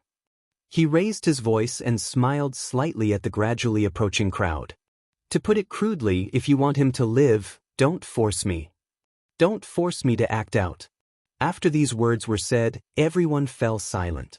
Yun Zhilan slowly separated the group and raised his hands in a greeting toward Fan Xian. In a quiet voice, he said, "Sir Fan Jr., you alone have caused trouble for the sword hut. I, Yun Zhilan, cannot help but admire you. However, even if you have subdued the emperor, this place is still the sword hut. Do you expect me to let you leave?" At this moment, Lang Tiao also walked forward and bowed to Fan Xian. "Sir Fan Jr., I admire your courage and strength. However, with so many heroes gathered here, even if you have extraordinary abilities, you will not be able to escape unscathed. As for the emperor, of course, we cannot let you take him away." Fan Xian forcefully swallowed the blood surging up. Raising his brows, his expression became fierce. "I can't beat you. If you are not willing to let me go, I don't mind having someone go with me. Remember to arrange a grave together. I want to leave a glorious mark in history." Encountering such a seemingly unreasonable, rude, and shameless warrior who was actually sinister to the extreme and who no one knew what he had up his sleeves, Lang Tiao and Yun Zhilan both felt troubled. Yun Zhilan glanced at Lang Tiao. He seemed to be confused. Since they had discovered Fan Xian's existence in the mountain residence, given his cultivation and the help of a few aces, how could he still escape and even capture the Qi Emperor as a hostage? Lang Tiao's heart was filled with sadness and anger. How could he have thought that Fan Xian, surrounded and attacked by so many people, would walk right into the trap and run toward the sword hut? Who would have thought that at that time, the Emperor would be watching the sword hut in a daze? The sword hut was shocked by the power Fan Xian had displayed. They couldn't help but feel eager. They wanted to see just what the limits of the leading young aces of the Qin kingdom were. However, the northern Qi aces were terrified. They were terrified that if Fan Xian was careless or his mood suddenly turned bad, he would hurt the emperor. Just as the situation reached an impasse, the northern Qi emperor, who had been silent the entire time, suddenly said, "Fan Xian, don't scare these pitiful people. You wouldn't dare to touch a finger of mine." Fan Xian turned his head and saw the little emperor looking at him with a mocking gaze. For some reason, he was angered by this gaze. Smiling mockingly, he stretched out 2 fingers and lifted the little emperor's chin. Disdainfully, he said, "Little thing, your chin is pretty slippery." The entire scene burst into an uproar. No one had thought that Fan Xian would do such a frivolous thing to the ruler of a country. Then, they heard Fan Xian's next words and said, "I wouldn't dare to touch a finger of yours. How about 2? I swear on my teacher's name that if you let the emperor go, we will not stop you," Lang Tiao suddenly said in a cold voice as he took a step forward. Wind rose from nowhere and his aura exploded. Given his position, this oath was, without a doubt, giving Fan Xian an excellent opportunity to retreat. However, Fan Xian did not want to retreat at all. Other than Fan Xian, no one else dared to be so daring to not retreat in the face of the threat of so many aces. Instead, he wanted to seek more benefits. "If you don't stop me, what about the people of the sword hut?" Fan Xian asked as he looked at Lang Tiao. Lang Tiao glanced at Yun Zhilan. Yun Zhilan closed his eyes for a moment and then quietly said, "The disciples of the sword hut will not stop you. However, once you walk half a li out of the sword hut, they will begin to chase after you." Fan Xian looked at him and smiled mockingly. Turning his head, he said to Lang Tiao, "You heard it. I don't want to be chased after." Lang Tiao angrily said, "Then what exactly do you want to do?" Fan Xian was silent for a moment. His gaze suddenly turned to the continuous grass hut not far away. His gaze gradually lowered and swept across 13th Wang, who seemed to have been forgotten by everyone. Calmly he said, "I am a bit tired. I want to sit for a while. Once the agreement is reached, I will let him go. Within half a li, you cannot stop me." Lang Tiao and Yun Zhilan nodded at the same time. Regardless of which side it was, their hearts were burning like wildfire. They were terrified that Fan Xian would do anything unfavorable to the northern Qi emperor. Fan Xian slowly let go of the northern Qi emperor's hand. The little emperor did not immediately retreat. Instead, he looked calmly into Fan Xian's eyes as if he wanted to see some secret in them. The northern Qi emperor suddenly smiled helplessly and said, "You are very daring." Fan Xian also smiled helplessly. "I would never have thought that you would be able to guess everything I am thinking. I know you won't let me go." The northern Qi emperor looked at him coldly. "I'm just curious. If this stalemate continues, you are already injured and your strength is gradually weakening. How will you be able to defend against a surprise attack from a few aces? Of course, I can't bear to let you go. Furthermore, I am indeed tired." There was no expression on Fan Xian's face. "I want to find a place to sit." The two of them did not speak loudly. The northern Qi emperor knew that even if he exposed Fan Xian's intentions in front of his officials, it would be difficult to change all of this unless he guessed what Fan Xian was preparing to do next. Take a seat? In such a dangerous situation, where could Fan Xian go to sit and not worry about being hunted down by these aces? The northern Qi emperor's gaze suddenly landed on a New Year's painting hanging on the wall of the grass hut. His heart jumped. His eyes lit up. His thin lips opened slightly as he prepared to speak. However, Fan Xian did not give him another chance. Taking advantage of the moment the encirclement retreated, His expression darkened. His left hand stretched out like a snake. His fingertips pinched the Northern Qi Emperor's hand between his thumb and index finger. Twisting his thumb, he used a little trick to make a wave of pain in his right arm so that he could no longer summon it. In the instant that Fan Xian stretched out his hand like lightning, 13th Wang, who had been standing silently on the outskirts under a willow tree, slammed his palm into the willow tree. His face suddenly became deathly pale. His body began to tremble violently. The poison in 13th Wang's body had not been purged. His strength was not as good as usual, but the Jinqi in his body was still abundant. Particularly now that he had unleashed his full power, coupled with his usual indomitable aura, he immediately caused a ripple in the scene. His body trembled more and more violently. The willow tree under his palm also trembled more and more violently. After 3 breaths, with a crisp crack, the lower part of the willow tree snapped. 13th Wang let out an explosive cry. Holding the willow tree upside down with both hands, he used the tree as a sword. Gathering all of his cultivation into his hands, he demonstrated the most powerful attack of the Sigu sword. The tree trunk as a sword, the branches as a blade, and the leaves as the tip, sweeping away an army. Countless muffled groans rang out in the field, and smoke and dust rose. It was unknown how many experts reacted in the time it took for a spark to fly off a flint. They either dodged or slashed at the willow tree that seemed to have flown out of the sky, displaying their ultimate skills. They knew that when faced with such a willow tree that contained an aura and power, if they didn't use their full strength, they would probably end up with broken bones and shattered tendons if they took the slightest hit.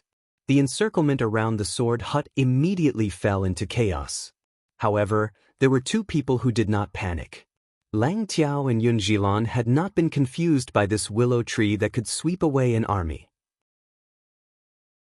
The 2 aces stared coldly at Fan Xian's every move.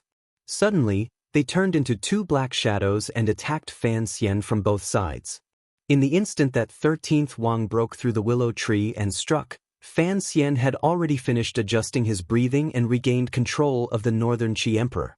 With a muffled grunt, he raised his body and leaped into the air. When Lang Tiao and Yun Jilan came behind him, 13th Wang's willow tree also smashed toward Fan Xian's body. Fan Xian stood on his tiptoes in the air and beautifully raised his body by another half. The tip of his foot gently stepped on the top of the willow tree. With a puff, a leaf shattered into strands. A branch was soft and bouncy, but it seemed to have boundless rebounding power. It shook Fan Xian's body until it turned into a streak of light and headed toward the main door of the sword hut. Charged toward it. Lang Tiao's hand stretched out hurriedly.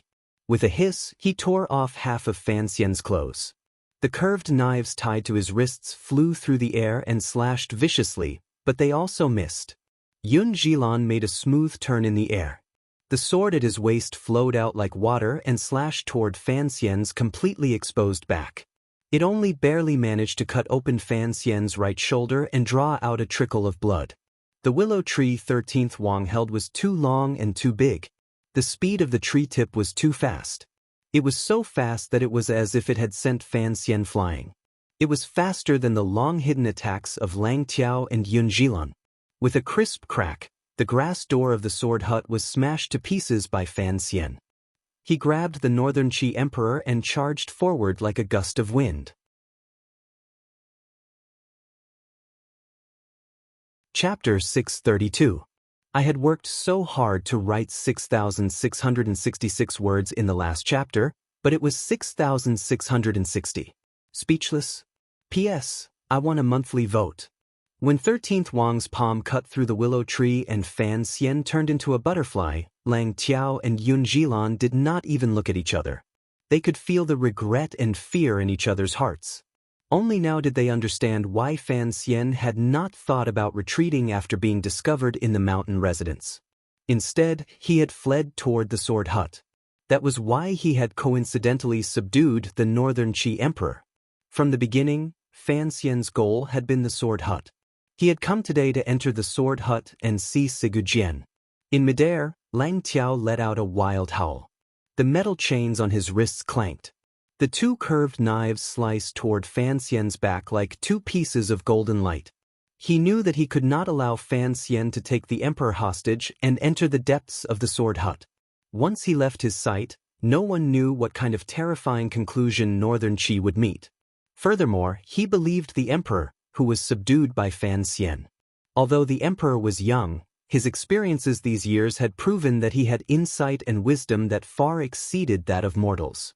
Since the emperor calculated that Fan Xian would not harm him, then Lang Tiao was going to bet on this. He was going to attack where Fan Xian had to save him and force him to withdraw his hand. The two pieces of golden light sliced toward Fan Xian's opening. The long sword in Yun Jilan's hand was incomparably quiet. It calmly and evenly passed through the gap between the two pieces of golden light and pierced toward the back of Fan Xian's neck. The sword light spat out like a silver snake spitting out its tongue. The sword intent was swift and fierce. The sword intent of this strike was actually very similar to the sword intent 13th Wang had used earlier with the willow in his arms. They were both Sigujian's most focused attacks that only cared about the front and not the back. Yun Jilan's reason for taking the risk to attack was different from Lang Tiao's. He cared about the Northern Qi Emperor's life and death, but he didn't believe in the Northern Qi Emperor's judgment. However, he had a great reason not to let Fan Xian enter the sword hut because his teacher was inside. Due to different reasons, the two superior 9th-level aces made the same decision. At the same time, they used their trump cards. Regardless of the cost and even risking the risk of Fan Xian killing the Northern Qi Emperor, they sliced toward the large opening behind Fan Xian. At this time, the four people in the air were like birds flying above a stone plain in the front yard of the sword hut. Time seemed to have stopped at this moment. Fan Xian held the Northern Qi Emperor in his hand. Although his right hand held the black dagger, he was unable to stop the chill from behind him. Behind him, Lang Tiao and Yun Jilan floated in midair. Their swords and sabers sliced through the air soundlessly, but their auras interfered with each other, giving off a chilling, creaking sound. At this moment, if Fan Xian did not abandon her and turn back to save himself, only death awaited him. If he turned around to save himself, he would probably be heavily injured. Furthermore, the Northern Qi Emperor would certainly break free of his control. So, Fan Xian chose to do nothing. He continued to follow his fixed flight path and rushed toward the second door of the grass hut, completely ignoring the curved knife and straight sword behind him. He had left Jingdou, come to Dongyi, entered the mountain residence, and charged straight into the sword hut. It was all based on one judgment and one confidence. He did not believe that after the other party had shown so much sincerity, they would just watch as all this happened. This matter had nothing to do with luck. It was completely based on Fan Xian's judgment of the situation in the world, his insight into people's hearts, and his confidence in that strange old creature. Things happened as he wished. When the knives and swords were still half a foot from his back, the door 3 feet in front of him creaked open. The second door of the sword hut opened wide in front of the fleeing Fan Xian, welcoming his arrival. Fan Xian carried the Northern Qi Emperor and threw himself in. Then, the door closed with a bang, firmly shutting Lang Tiao and Yun Jilan outside, as well as the two curved knives and the long sword outside. The door of the grass hut was often only a symbolic separation. It was mostly made of hay and wood. Such a weak door had, in that instant, blocked between Fan Xian and the two aces behind him. How could such a door stop the red-eyed Lang Tiao and Yun Jilan? The scene outside the sword hut was in chaos. A dozen streaks of flowing light scattered, avoiding the willow tree. 13th Wang had abandoned the willow tree and stood alone. No one paid attention to him. They only turned their nervous gazes toward the door of the sword hut. They all clearly saw Lang Tiao and Yun Jilan, these two powerful warriors, chasing Fan Xian into the grass hut. However, after a moment, everyone was shocked speechless by the scene that followed. With two muffled grunts, two figures flew back wretchedly. It was Lang Tiao and Yun Jilan. When they had charged into the sword hut, they had been imposing. Now, they had retreated at an even faster speed. Their situation was wretched. Lang Tiao somersaulted a few times in the air. The power in his body rose to the limit. His two curved knives protected his body like rain. A golden light enveloped the area in front of him. No one knew what invisible power he was resisting. On the other hand, Yun Jilan lowered his head and restrained his breathing. One knee was raised slightly, and the other was extended horizontally behind him. His sword was held horizontally to his brow. He was very respectful and didn't dare to use his qi. He only used the pure Zhenqi in his body to barely resist. He retreated quickly, not daring to stop at all. Lang Tiao spun faster and faster in the air. His two knives also sped faster and faster. In the end, they became two streaks of flowing light. With a loud cry, his two knives chopped down. After a muffled thud, his body stopped. A tree branch was cut in half by him and fell weakly to the ground.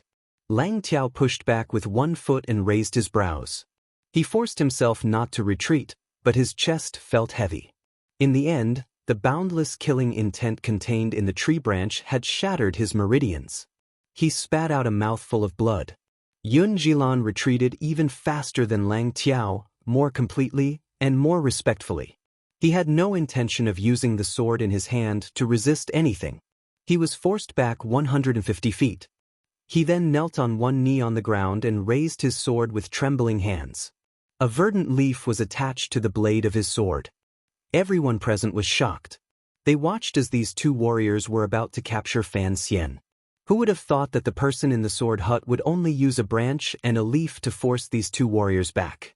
There were only a few people in this world who had such an unfathomable realm. The master of the sword hut was clearly one of them. It looked like the ruckus outside the sword hut had finally startled the ruthless sword saint. Sigu Jian had chopped off a branch and picked up a leaf to force back the two ninth-level aces at the very top of the human world. The realm of a great grandmaster was indeed far beyond the mortal realm. However, in the end, this great grandmaster was still biased. So, he had thrown a leaf at his eldest disciple and a branch at Lang Tiao. When he saw the green leaf fly out of the second door, Yun Jilan could only retreat in fear. Lang Tiao, on the other hand, was filled with an endless desire to fight. He forcefully took on the branch. That was why Lang Tiao was injured and vomited blood.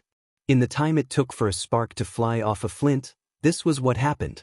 Sigu Jian, who had been silent for almost 3 years and had hidden in the sword hut and not seen visitors for 3 years, finally made his move. It would have been fine if he hadn't made his move. Once he did, it was world-shaking and shocked the surroundings. Outside the grass door, all of the disciples of the sword hut knelt on the ground in unison and kowtowed in the direction of the sword hut. The disciples who had participated in the matter of controlling 13th Wang felt fear and a powerful sense of unease. Unconsciously, they began to search with their gazes for their eldest disciple brother's figure.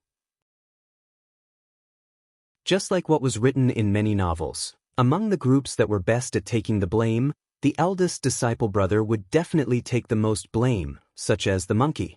Yun Jilan half knelt on the ground. His expression was calm, but the sleeve on his forearm trembled gently like it had been blown by the wind, revealing the true emotions in the depths of his heart. He didn't know when his teacher had come to the front of the sword hut. He also didn't know what his teacher thought of his actions. He only knew that he had to do this, even if his teacher did not allow it. Friar, he supported the injured Lang Tiao. The northern Qi aces looked in shock at the tightly closed door of the sword hut. They didn't know what was happening inside or what was about to happen. Why would Sigu Jian help Fan Xian hold the emperor hostage? Was the emperor still safe? Their hearts were burning with anxiety. Under Sigu Jian's might, they did not dare charge in to save him. Even the most powerful of them, Sir Lang Tiao, could not defeat a branch casually thrown by Sigu Jian. This kind of difference in power could not be made up for with determination and courage.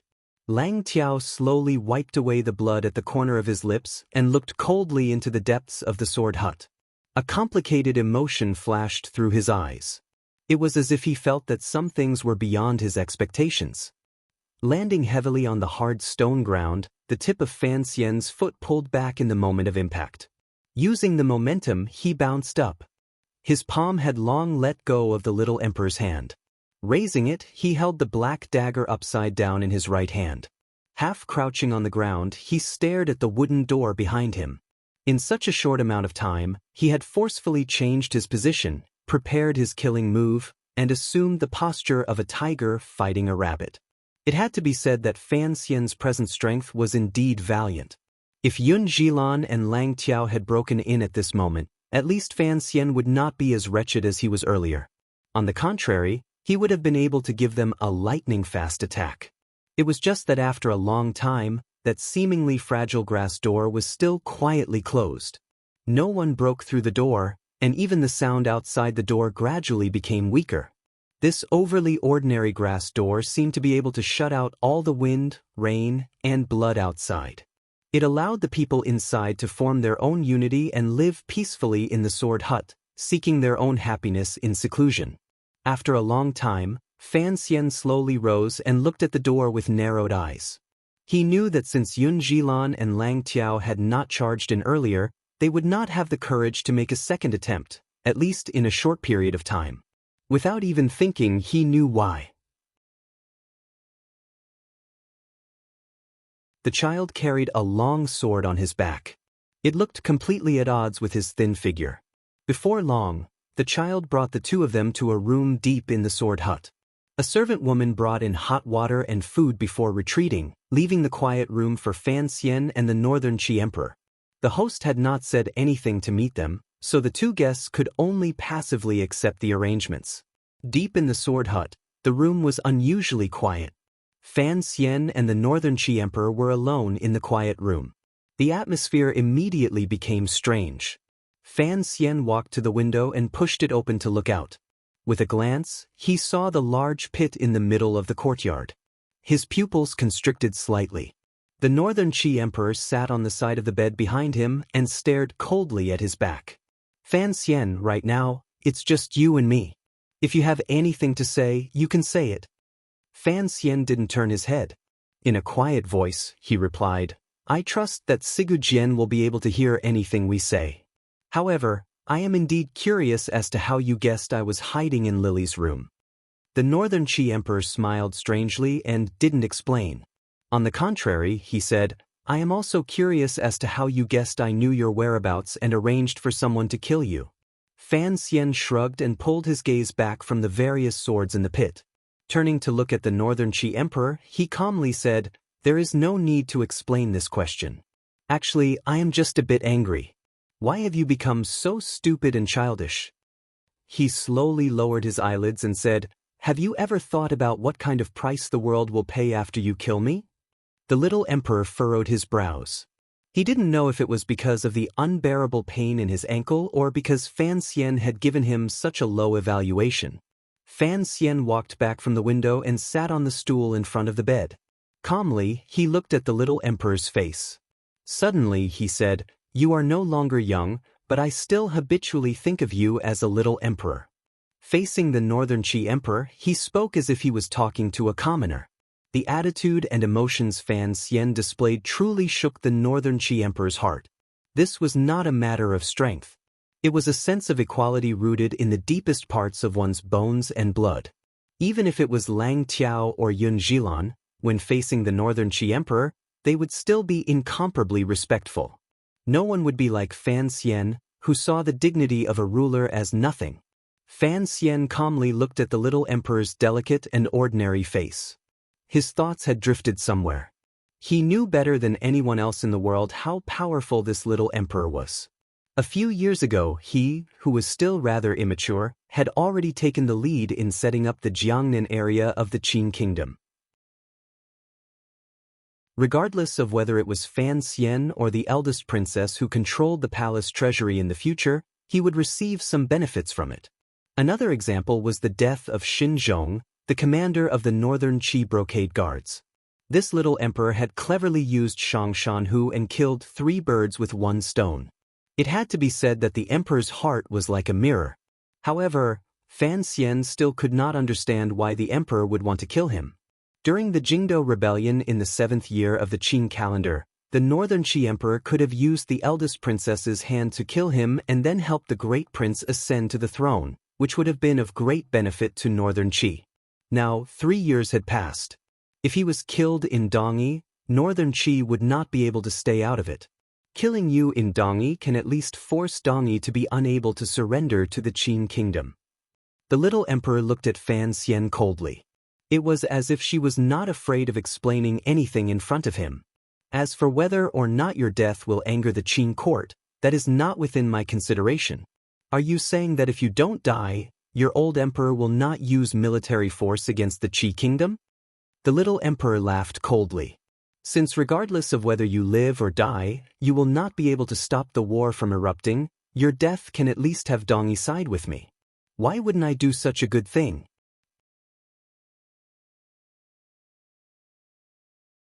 Chapter 633. Of course, I didn't explode. I was just making up a chapter about getting drunk on National Day. I didn't think there would be a day when I would make up a chapter. I am becoming more and more diligent. After Fan Xian finished speaking, the Northern Qi Emperor did not think of the legendary blind great master.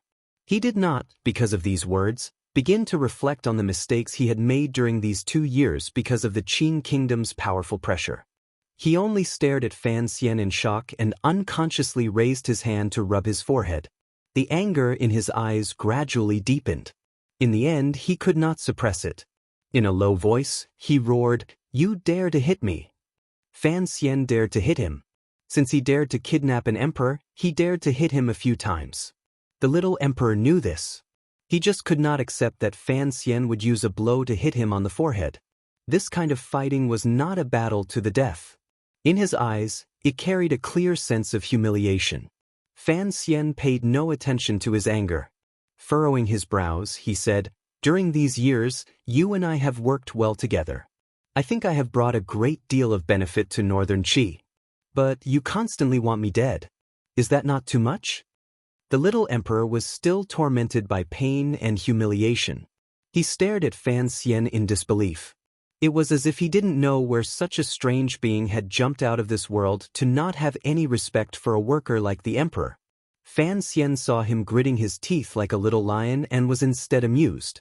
Shrugging his shoulders, he said, "I am just pointing out the big mistake you have made."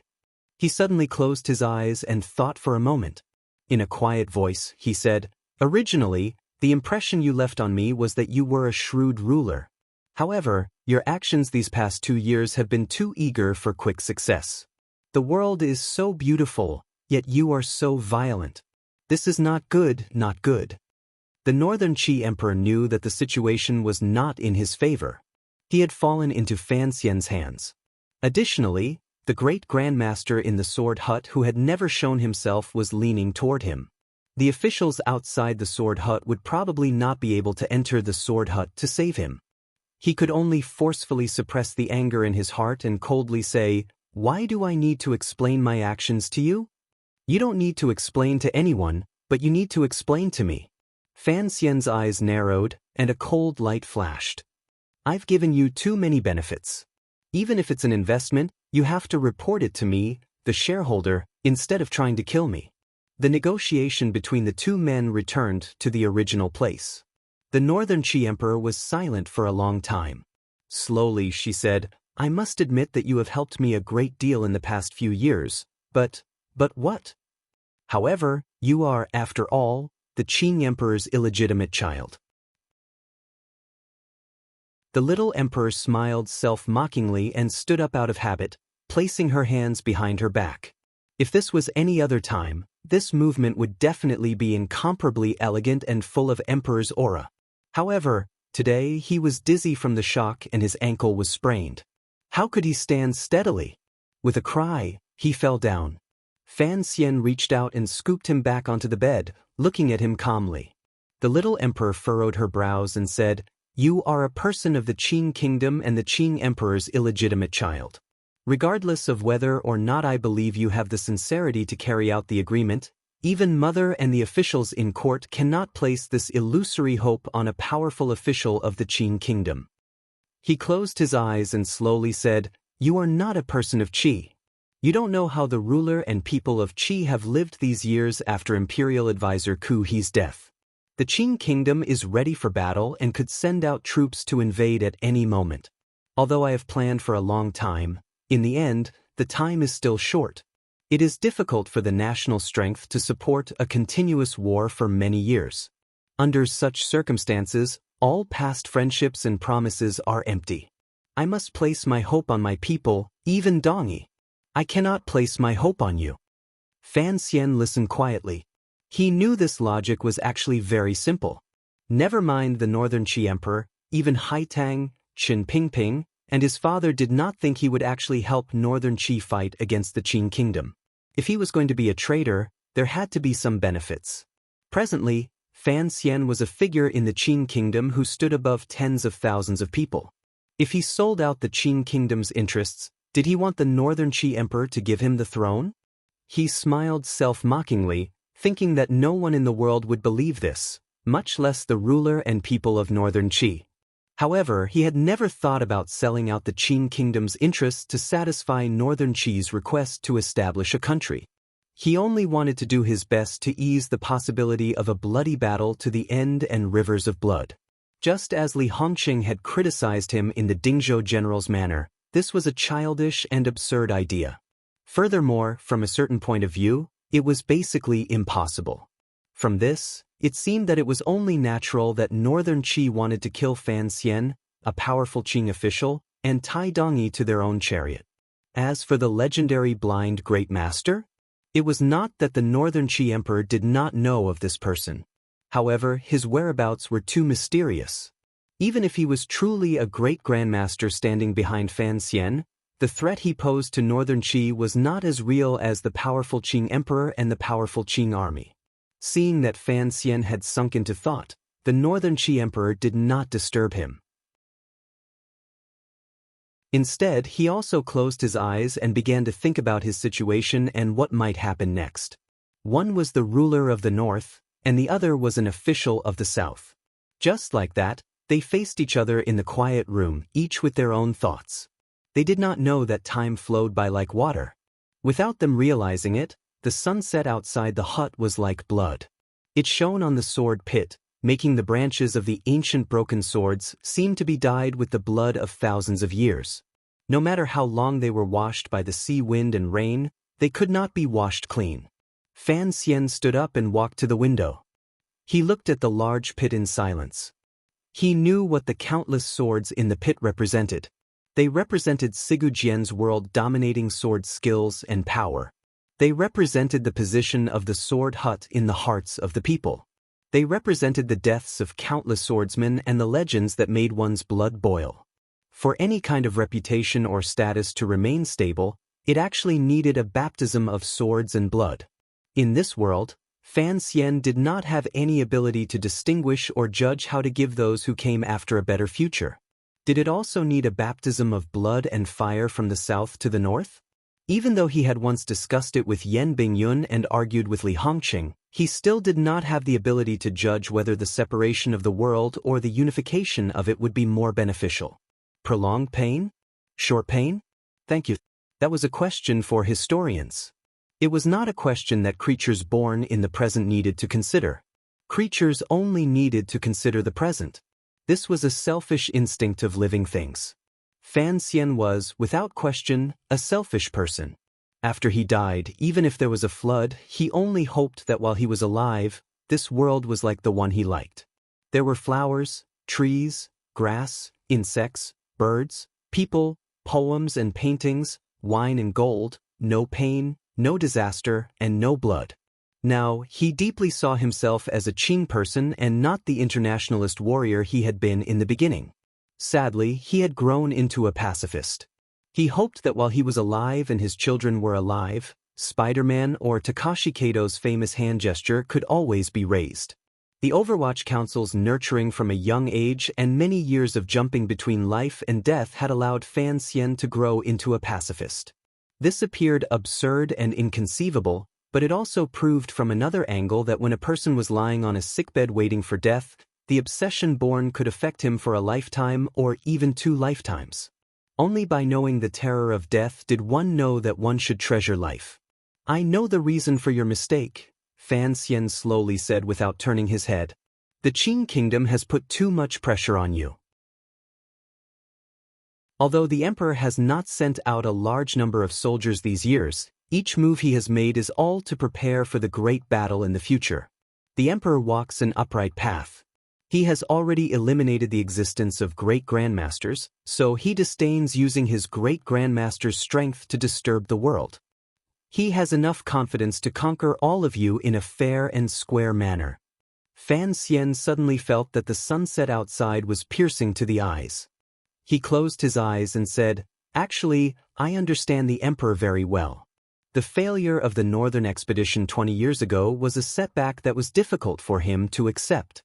For him, monsters like great grandmasters should not exist in this world, even if he himself later became a great grandmaster. He has his own mind and strategy. With these, he can conquer everything. He has a disdain for individual martial power from the depths of his heart. However, he had to first clean out the great grandmasters before he could release this disdain to the extreme." Fan Xian smiled self-mockingly. "I think that before Ku He died, he saw clearly the obsession of my emperor. That is why he slowly placed chess pieces in Xiliang and my court. He wanted to play a final game of chess with the emperor. However, he forgot that, after all, he is already dead. It is impossible for him to know all the details of what happened after his death. Furthermore, Haitang and you, whom he placed his hopes on, have each made an unforgivable mistake." The little emperor had been silently listening to Fan Xian's analysis. Hearing this, she opened her mouth and asked, "What mistake?" "You all underestimate my anger." Fan Xian turned around and looked at the little emperor. Enunciating each word, he said, "I dare to guarantee you that the 2 moves Ku He made before he died were both prepared to land on me. Yet you tried to kill me twice. Regardless of whether you succeeded or not, if Ku He knew of your actions, he would certainly die in his grave in anger." "Land on you?" The little emperor's pupils constricted slightly. She thought back to great uncle Ku He's instructions before his death. Her expression gradually became serious. She still did not understand why she had placed the hope of Northern Qi's survival on Fan Xian. Was he not the Qing Emperor's illegitimate child? Was Fan Xian really a great saint? No, the last saint in the world had died a long time ago in the 5th year of the Qing calendar. Fan Xian was only a common person. Fan Xian laughed coldly. Of course, Ku He's calculations were very good. He had truly grasped my heart. Even in death, he could not guess whether or not I would continue down the path he imagined. The matter referred to in these words was too secretive. The Northern Qi Emperor could not hear it clearly. "I will think of a way to control all of this. If I cannot control it, I can easily leave." Fan Xian walked out of the dusk outside the window. He grew closer and closer to the little emperor's body. In a slightly heavy voice, he said, "It would be best if you could listen to me more." "Why should I listen to you?" For some reason, the little emperor suddenly felt a glimmer of coldness. Fan Xian looked at him and said, "Because you have made too many mistakes. Although the Northern Qi court has been managed well by you these few years, and I had thought that another extraordinary Wu Zhou had appeared in history, in the end, I have found that women are still too easily angered and soft-hearted. They cannot hold up much." After these words were said, the little emperor's expression changed dramatically, but he immediately returned to his usual appearance. Narrowing his eyes, he said, "Sir Fan Jr.'s words are becoming more and more mysterious. Earlier, you wanted to kill me.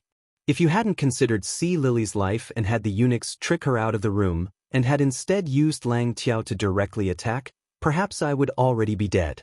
Fan Xian stood in front of him and lifted his chin with a calm expression. The soft-heartedness of women was completely displayed at that moment. "You have disappointed me so much. How could I continue to do business with you?" The little emperor's eyes narrowed further and further until they became 2 crescent moons. It was as if he wanted to use the slits of his eyelids to look at Fan Xian even more. Only then could he calm the boundless fear and struggle in his heart.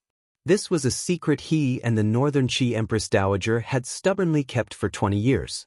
For this secret, countless people had died in the Northern Qi court and paid a great price. Yet, at this moment, it had been lightly spoken of by a Qing person. "My goal today is to enter the sword hut to see Sigujian, but I have another goal. I want to have a private conversation with you, Your Majesty." Fan Xian looked at him and said, I want to tell you that if you still want to be the Emperor of Northern Qi from now on, don't try to secretly attack me. On the contrary, you have to cooperate with me. Do you understand? The little emperor pulled up the corners of his lips and laughed loudly. Fan Xian, you want to threaten me? You can kill me with one stroke of the knife and see if I, the descendant of the Zhan family, will frown. Your determination is truly admirable. Fan Xian looked at him with a smile in his eyes. Enunciating each word, he said, "Naturally, I cannot kill her.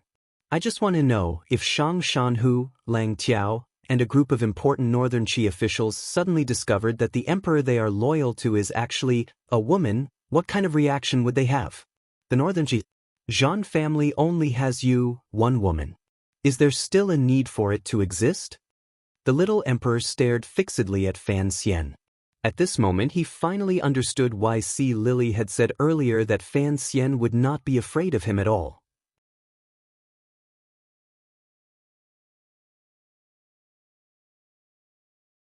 Chapter 634. Without question, this is the most difficult chapter I've written since the end of the Qing dynasty. I wrote it for a full 5 hours.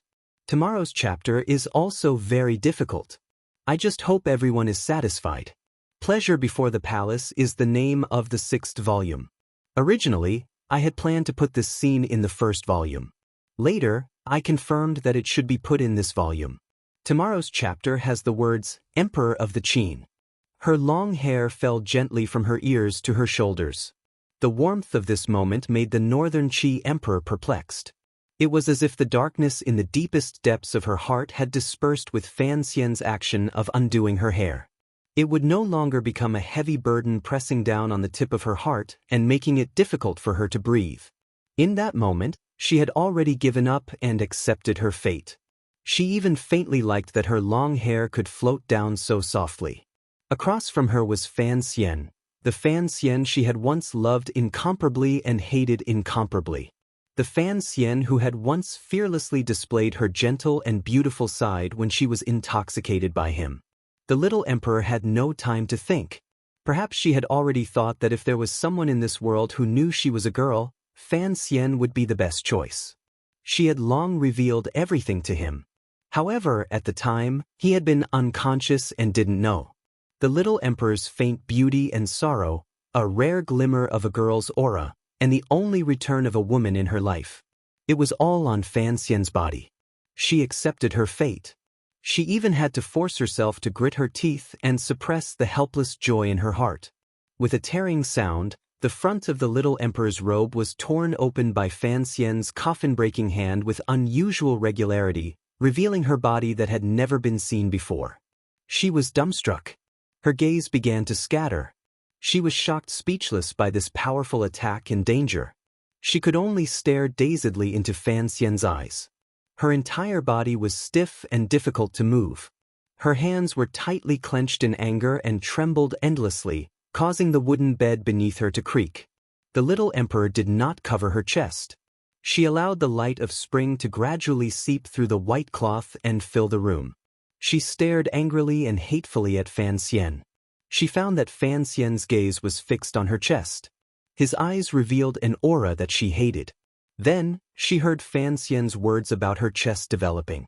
An awkward and angry blush rose from the corner of the little emperor's eyes and gradually spread, covering her cheeks, ears, and neck. In the end, even the snow-white skin on her chest above the white cloth began to glow with a faint and alluring red.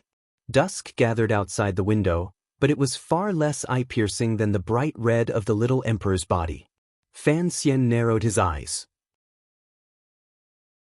His right hand seemed to not listen to his orders as it reached under the little emperor's chin and flicked. After removing the disguise on the little emperor's throat and removing the fake Adam's apple, even though her chest was still covered by the white cloth, the feeling of her entire person softened, gradually developing in the direction of a little girl. Fan Xian carefully studied her brows, her eyes, and gradually moved closer to her. It was as if he was admiring a unique treasure. He remained silent the entire time. He was indeed very surprised.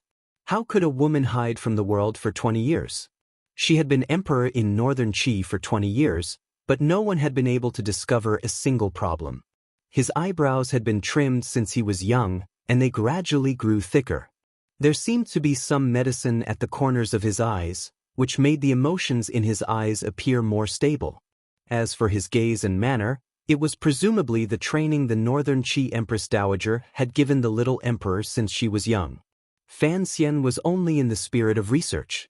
He was shocked by one of the greatest secrets in the world, which was why he moved closer and closer. He didn't notice that although the little emperor stood angrily and rigidly by the bed, the anger in her eyes grew fainter and fainter into hatred and coldness. The Northern Qi Emperor was a woman. Although this was something Fan Xian had guessed 3 years ago, if the two of them were not alone in the quiet room, he would never be able to confirm or use this in his entire life. Putting aside how he was going to use the Northern Qi Empress Dowager and her son's greatest weakness in the future, just confirming this shocking secret was enough to make Fan Xian excited. Right at this moment, a fist that was definitely not as big as an earthenware bowl appeared in front of Fan Xian's eyes. The skin on the fist was smooth and tender. It was even possible to see a faint green vein. This also proved that the fist was very powerful, had accumulated power for a long time, and was very fast. With a muffled slap, 2 streams of fresh blood flowed out of Fan Xian's nostrils. He angrily covered his nose and glared viciously at the little emperor who still had her fist extended. He thought to himself that it wasn't because of this flat-chested woman that his nose was bleeding, so it wasn't too embarrassing. With his 9th level strength, he had actually been hit in the nose by a female emperor who had only learned a few tricks from Lang Tiao. This was actually embarrassing enough. If he had not been too engrossed, too shocked, and had too much desire to explore the little emperor's face, brows, eyes, and chest, he would not have been hit by this punch. The little emperor slowly pulled back her fist and smiled coldly. In my life, I have never been so lightly humiliated by anyone. Anyone who looks down on me will pay the price. These words were said with an imposing aura. Paired with the little emperor's natural monarch face and the faint mockery at the corner of her lips, it was powerful without anger. It appeared to have some power. At this moment, the front of the little emperor's robe was completely torn. The strips of cloth hung weakly from the bright yellow sash. She was as wretched as one could imagine, yet she still made such an appearance. It was truly comical. Fan Xian did not laugh. After wiping away the blood from his nose, he calmly said, "I don't care about this punch, but I don't want it to happen again in the future. Don't forget, you are a woman. You are a woman." These words smashed viciously into the little emperor's heart, smashing her heart into chaos. Her liver and intestines were cut into pieces, and her heart trembled with fear. A wave of sadness, anger, and despair filled her heart. Even the messy black hair floating around her lips felt her emotions. It pressed into her lips and let her bite it viciously. Fan Xian was stunned by this hopeless expression. He was not a soft-hearted person. However, he had never thought that the little Northern Qi Emperor would one day reveal such a pitiful appearance. The Northern Qi court and various major events these years had already proven this female emperor's abilities. Under the powerful pressure of the Qin kingdom's ruler and officials, she was still able to maintain Northern Qi's stability. Just based on this, Fan Xian had to give her high marks for her ability to govern. 20 years of pretending and living as an emperor had, without question, twisted the little emperor's mentality somewhat. However, this kind of distortion was still within a controllable range. On the contrary, because she had to be on guard at all times against the leaking of secrets, she became even more cautious and prudent. She had a steadiness and maturity that others of her age could not have. Even when she was being restrained by Fan Xian, she still did not panic. When Fan Xian mercilessly reminded her that her secret could become known to the world tomorrow, she finally could not bear it anymore. Her hard outer shell shattered into countless pieces like a sea snail after being crushed by a large rock. The little emperor's gaze was very hateful and angry, but there was a strange calm inside. It was a calm like a deathly stillness. After the calmness, a crazed expression gradually appeared. Fan Xian had seen this kind of expression before. In the instant before the eldest princess Li Yunrui died, his heart grew nervous. He slowly lowered his hands, ready to act at any moment. The little emperor's expression was slightly wooden. She opened her lips and allowed her black hair to slide down. In an icy voice, she said, "I am not a person who will be threatened." She thought she could guess what Fan Xian would do after knowing her secret. With such a large secret in his hands, given the Overwatch Council's power, he could easily shake the foundations of the Northern Qi royal family's rule. The entire North would sink into chaos because of this news. "You cannot use me. If you expose this matter, I will have no value to you. If you hide this matter, how could I allow you to use me?" The little emperor looked at Fan Xian hatefully. Fan Xian was silent for a long time. He then slowly lowered his head and said, "I don't ask for much. I just want you to be more obedient." The corners of his lips twitched up in self-mockery. "After all, you are a woman. No matter how powerful you are at certain critical junctures, you will never be able to stand up to us stinky men. It is impossible to rely on you to accomplish great things." The little emperor's eyes narrowed. "It looks like you have long thought about what will happen next, but why would I listen to you?" After these words were said, determination flashed through the little emperor's eyes. Viciousness surged. She took out a small dagger from somewhere in her sleeve and viciously stabbed it toward her chest. After entering the sword hut, Fan Xian felt safe. He did not take the little emperor seriously, so he did not search the little emperor's body. After all, he knew she was a woman and didn't want to offend her too much. He had no idea that the little emperor still had the last dagger she could use to kill herself. Had this dagger been given to her by the Northern Qi Empress Dowager when she was very young?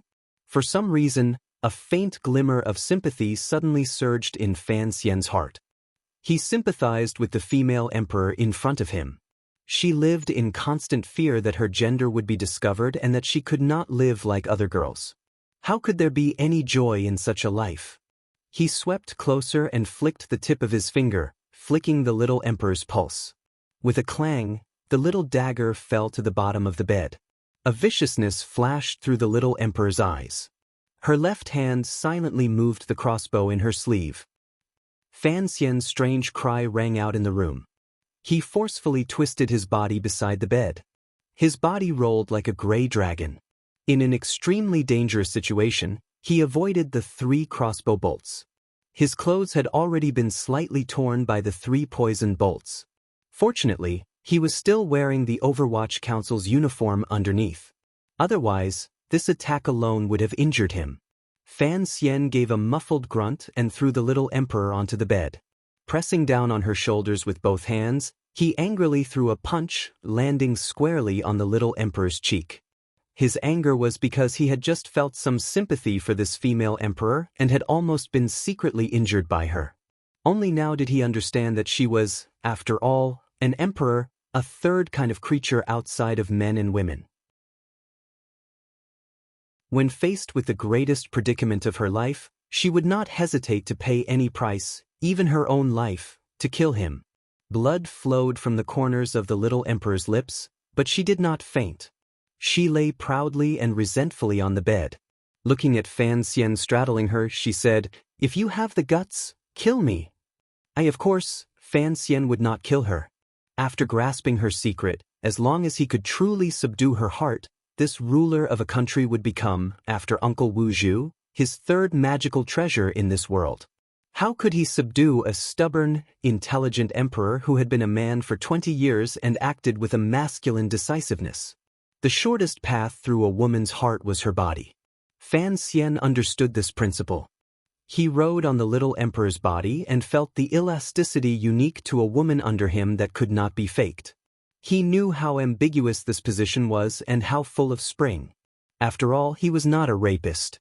Furthermore, he did not think that he would be able to achieve his goal after raping the Northern Qi Emperor. Given his judgment of the little emperor, if he let the little emperor go after this, perhaps she would only take hot water to wash her lower body and treat it as if she had been bitten by a dog.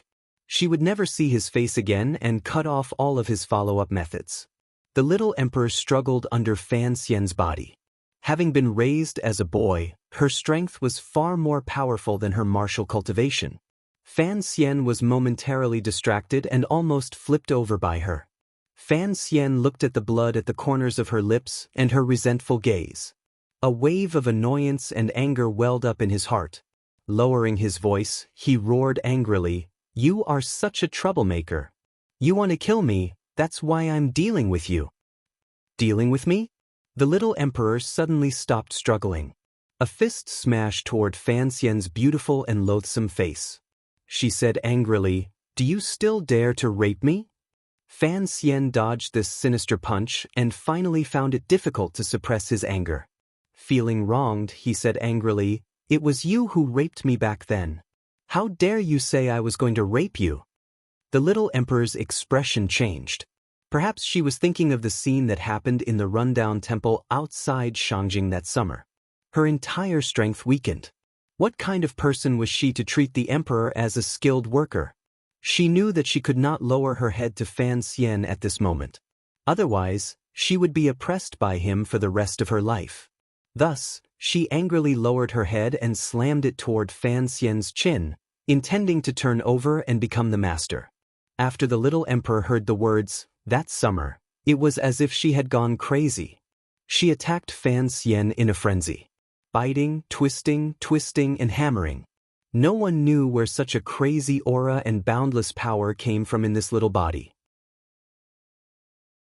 Fan Xian did not want to kill her. For a moment, he was beaten into a wretched state. A few red marks appeared on his arm from her bite through his clothes. He was also bitten into a rage. He slapped toward her body with one palm as if he was hitting Fan Xia's butt. Perhaps the spectators watching the farce in the sword hut would ask, why didn't Sir Fan Jr. knock the little emperor unconscious? The reason was simple. Unconscious people always wanted to wake up. If he didn't make the little emperor yield, Fan Xian would have taken all these risks for nothing. There was another reason he could not say it aloud. In reality, fighting with a female emperor was like fighting with children. Their ears rubbed against each other, their clothes tangled, and their limbs intertwined. It felt like the water in West Lake rippling and gradually flowing into the boat, the bed, and the hearts of the people on it. The two of them carried out a close contest on the bed. It was what was known as judo. Those who had seen judo knew that one of the necessary moves was to pull at clothes. However, even the sturdiest clothes would one day be pulled apart. In the end, the little emperor's white cloth made of an unknown material finally broke. It made the second tearing sound in the dark room. Fan Xian was sitting on her body. His eyes were filled with a boundless expanse of snow. His gaze was unfocused. He thought to himself that she was not only a woman but also a great woman. There were red plum blossoms on the snow. The man and woman playing in the snow were both tired. The little emperor sat on Fan Xian's body with disheveled clothing and pressed down on his hands. She completely did not notice that half of her chest was exposed. It was all in Fan Xian's eyes. The current situation was more like the little emperor raping Fan Xian. The long black hair at the corner of the little emperor's forehead was wet with sweat and stuck together. Paired with her straight brows, it gave her a particularly elegant feeling. Everyone in the world respected her as an emperor and never dared to look directly at her. Even if they did, it was impossible to see any other feeling. However, in Fan Xian's heart, she was a proper woman. Looking at this scene, he felt a sense of excitement he had never felt before. A woman with weakness in her strength, a woman with the identity of an emperor, a woman who would never be satisfied with being ridden on by someone else, clung tightly to him and carried out the most intimate contact. The little emperor rode on Fan Xian's body and didn't feel that Fan Xian had suddenly sunk into silence. She was almost out of strength. She didn't know what her future or Northern Qi's future was. Hopelessness filled her heart. The events of 20 years had made her incomparably tired. She wanted to lie down, but her identity as the Northern Qi Emperor made it impossible for her to lie down and rest. She suddenly felt that she was very pitiful and blinked her eyes helplessly. Following this blink, a few drops of sweat slid down her long black hair and landed on Fan Xian's chin. Like a drop of oil entering a fire, it lit the fire in Fan Xian's heart. Is this the position in the temple? Fan Xian's voice was raspy as he looked at the face and the slightly moving snowy mound close to him.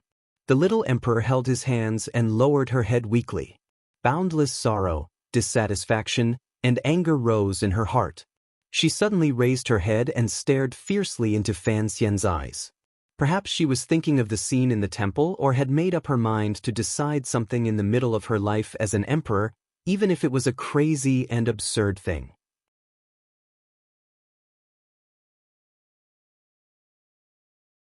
Chapter 635. Good, I finally wrote 6,666 words yesterday. What's funny is that I couldn't do it the day before yesterday when I tried to do it.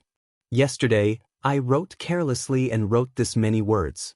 The title of today's chapter is Every Emperor, Every Minister. Of course, it's the Chao of day and night, not the Chao of dynasty. I said yesterday that today's chapter was difficult to write. After I finished it and looked back, I found that it was indeed difficult to write. A paragraph of 4,000 words took up 40,000 words of my energy. In this life, I have never written such words. To be able to write at this level, I admire myself very much. It is not only related to eroticism, but also the revealing of my hidden personality. I didn't change Lu Lang to Fan Lang because it was a homophonic sound and it was fun to play around with it. As soon as their lips touched, the heavenly thunder and earthly fire moved, and the wind and rain raged. The two of them were like young beasts on the grassland as they bit each other. There was not much gentleness and charm, only a hint of excitement mixed with hatred. The blood between their lips rippled on the tips of their tongues. It was salty, wet, and salty. This was not intimacy or seduction. It was purely a battle between a man and a woman. The use of lips and tongues in battle often walked the path of Su Qin or Zhang. No one had thought that even a kiss could be kissed to the point of blood. A tongue that was like an orchid could also be so stubborn, bouncing, struggling, and forcefully suppressed. In a small space, it transformed into endless symbolic meaning. Either the east wind overpowered the west wind or the west wind overpowered the east wind. The soft fragrance between the lips and teeth viciously and erotically displayed the process of battle. It made one's tongue ache and salivate, giving birth to the gradually accumulating desire of spring. Li Ao had said that when a man saw a woman, other than one place that was hard, the rest of the place would go soft. Although Fan Xian was a person with a firm will, under such erotic attacks, he was naturally ridden by the little emperor. He was unwilling and tried to resist. Both of his hands hit the other's buttocks forcefully. The tender place that was usually hidden under the dragon robe made people want to ask him, was he hitting someone or was he flirting with them? The twilight outside the quiet room was getting darker and darker, but the temperature inside was getting higher and higher. The air seemed to be filled with the dual aura of battle and intimacy. The aura was mixed together with the faint smell of sweat. From time to time, muffled groans could be heard, making one's heart sway. Someone bit someone's tongue, causing a cry of pain. Someone crushed someone's moon, causing a soft hum. Someone scattered someone's long hair, causing it to scatter on their snow-white skin. Someone hugged someone's waist, causing angry curses and even more intense rubbing to occur. A cut appeared at the corner of Fan Xian's lips. He gazed at the little emperor on top of him, at her fragrant shoulders and jade chest, as well as the stubborn and unyielding gaze in her eyes. With a muffled grunt, he flipped over and pushed her down onto the bed. Pressing down on top of her, he stared fiercely at her. The little emperor did not show any weakness. She stared back viciously and bit down on Fan Xian's shoulder again. She threw out a punch. Her waist exerted strength, wanting to spring up and take back control of the initiative. Fan Xian's expression finally changed. The large wooden bed in the sword hut creaked. He pressed down heavily on the little emperor's shoulders and gazed at her, panting endlessly. He didn't say anything. He only looked into her eyes, wanting to see something more real in them and not something as inexplicable as it was now. Unfortunately, he saw many things in the little emperor's eyes, such as hatred, hidden bitterness, hopelessness, relief, strong desire, and a faint sense of confusion. However, he did not see a glimmer of calculation or anything else. The battle between men and women was often like this.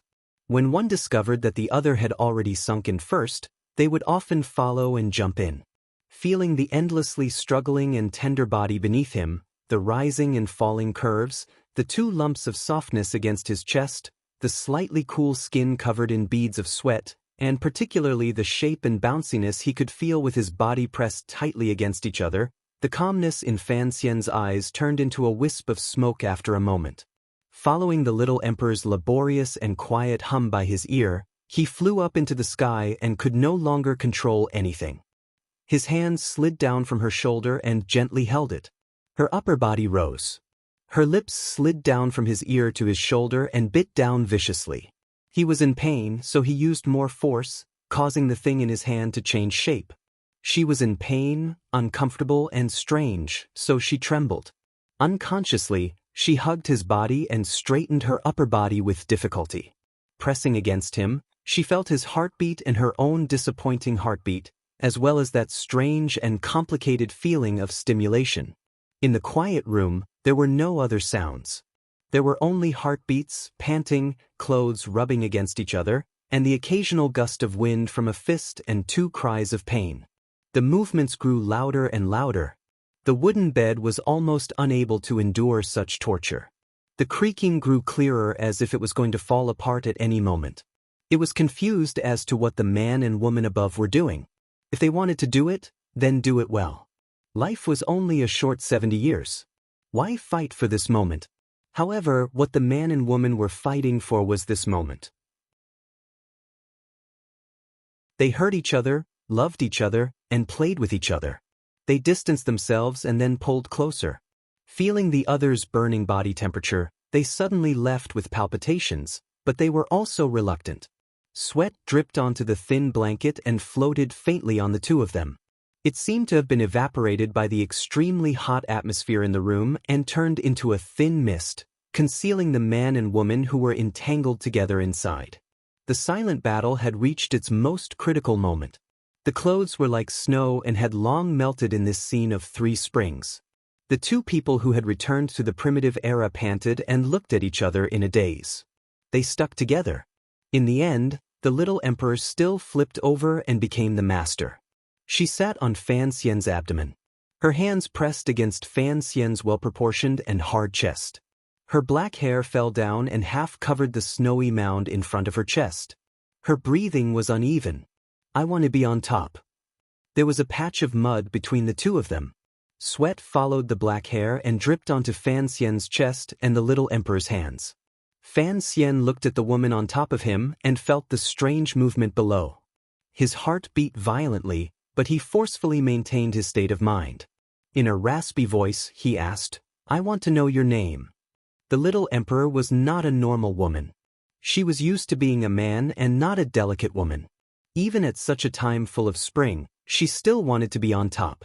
As an emperor, she could only ever ride others and not be ridden. She had to be on top. Fan Xian did not care about this. He was a modern person. He knew action and reaction. He knew what the theory of relativity was. Being ridden and riding were all the same. He only had to know the other person's name before that moment happened. In order to become one with him, it had to be a woman with a name, his woman, and not just a female emperor. Emperor was just a title, but a name represented much more. The Northern Qi Emperor's upper body was naked. The clothes on her lower body were piled up. They barely covered her waist and buttocks, but they could not hide the heat and mud inside. There was no longer the despair and resentment from before in her eyes. There was only competitiveness and a powerful curiosity toward unfamiliar things, as well as the habitual order of an emperor. The secret room was silent. No one knew how long the two of them had tormented each other, hurt each other, or been intimate. This was the first time they had spoken. After these two sentences, the atmosphere in the room seemed to have changed subtly, particularly after hearing Fan Xian ask for her name. The little emperor allowed her black waterfall-like hair to sweep across his handsome face. Stretching out her fingertips, she slid them confusedly across his picturesque brows and eyes. In a raspy voice, she said, "You can call me Dowder right now." "John Dowdu?" Fan Xian only had time to ask in his heart before he sucked in a cold breath. She gently swayed her waist and buttocks and slowly sat down on his abdomen. As she sat down, the tips of her brows furrowed together as if she was in great pain. The mountain path was narrow. Although it was covered in mud, it made the journey even more difficult. If one wanted to cross the Yellow River, one had to climb the snow-covered mountains of Taiheng. Fan Xian's chest rose and fell. His hands unconsciously slid down her alluring waist and gently placed them on the 2 lumps of softness in the depths of her clothes. He gently pinched them. Idle, fishing in the green stream, suddenly riding a boat to dream of the sun. The path is difficult, and the paths are many. Where is peace now? She gently bit her lower lip, feeling a slight pain. However, she refused to let go for a moment of the hands pressing down on Fan Xian's shoulders. She moved her body slowly, forcefully, and even somewhat domineeringly. The burning pain made her expression appear particularly serious. She was like a ruler conquering all the difficulties and obstacles in the world. Seeing this scene, Fan Xian's expression changed. He was even slightly confused. His hands unconsciously began to move. After an indeterminable amount of time, the ice and snow gradually melted. The wind broke through the waves and gradually reached the vast ocean. The 2 of them slowly came together and held each other tightly. They trembled because of the pain, trembled because of intoxication, and trembled because of the shyness that had finally floated to the top of the woman's heart. Time gradually passed, and dusk gradually disappeared. The man and woman on the bed were either on top or below. Although they were silent and stubborn, alluring and twisted, no one was willing to admit defeat. No one was willing to lower their heads. A new emperor brought a new group of officials. On the large bed, the relationship between the ruler and his officials had long fallen into chaos. The fragrant path was once swept by a drunken guest. The door was opened for you for the 2nd time. The peach blossoms were all gone, and where did they go? When this battle finally ended, it was Fan Xian who successfully returned to the top. He didn't know how many times he had fought with this stubborn woman. Finally, he successfully took advantage of the moment when her entire body was limp to take back control. This battle was crazy and rough. Fan Xian lay on top of her, panting. Out of the corner of his eye, he looked at the wound on his shoulder. He found that the woman beneath him had bitten him until his flesh was a bloody mess. He couldn't help a wave of fear. Lowering his head to look, he saw that the beautiful person in his arms no longer had the usual lofty appearance of an emperor. Her cheeks were rosy, and her gaze was blurry. Her thin lips were slightly open, and her breath smelled like orchids. She was very tired. How was she different from a normal woman? The only thing that was a bit blinding was the green mark on her snow-white chest. Fan Xian's heart thumped. He wondered how he could have been so rough earlier. After a man had his desires fulfilled and exploded, he would change from an animal to a hypocritical saint. He would be willing to light a cigarette and read a newspaper, but he would certainly immediately break away from the woman in his arms. Fan Xian was no exception. He gently held the little emperor's naked body and did not leave. Instead, he watched her quietly, thinking about something. This scene had actually happened 4 years ago. However, at that time, Fan Xian was completely unconscious and didn't know what had happened. What he felt now was very real. It involuntarily gave rise to an absurd feeling in his heart. This long-haired woman was the emperor of Northern Qi, the ruler of a country. Yet, at this moment, she was curled up in his arms like a little rabbit.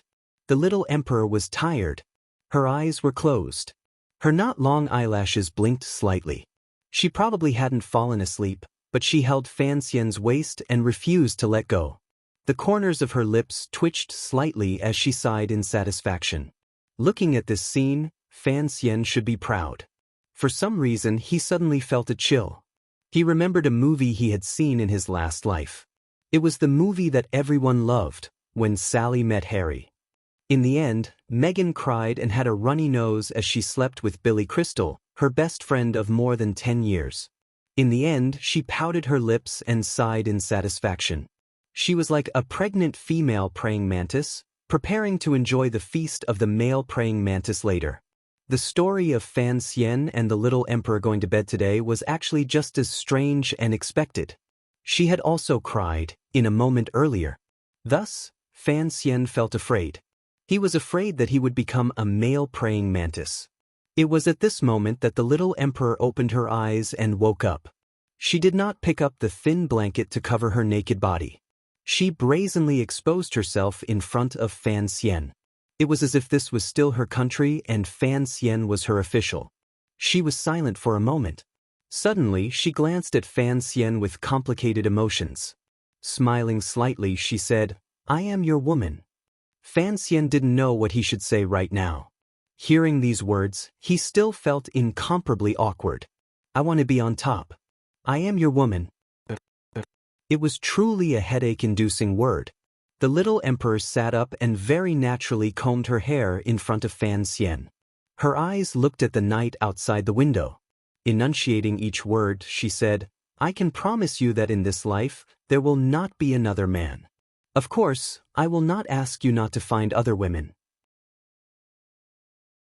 However, you should understand that since I have become your woman, my country is also your country. You have to be careful that you're tuning in to the Dreamy Chapters YouTube channel.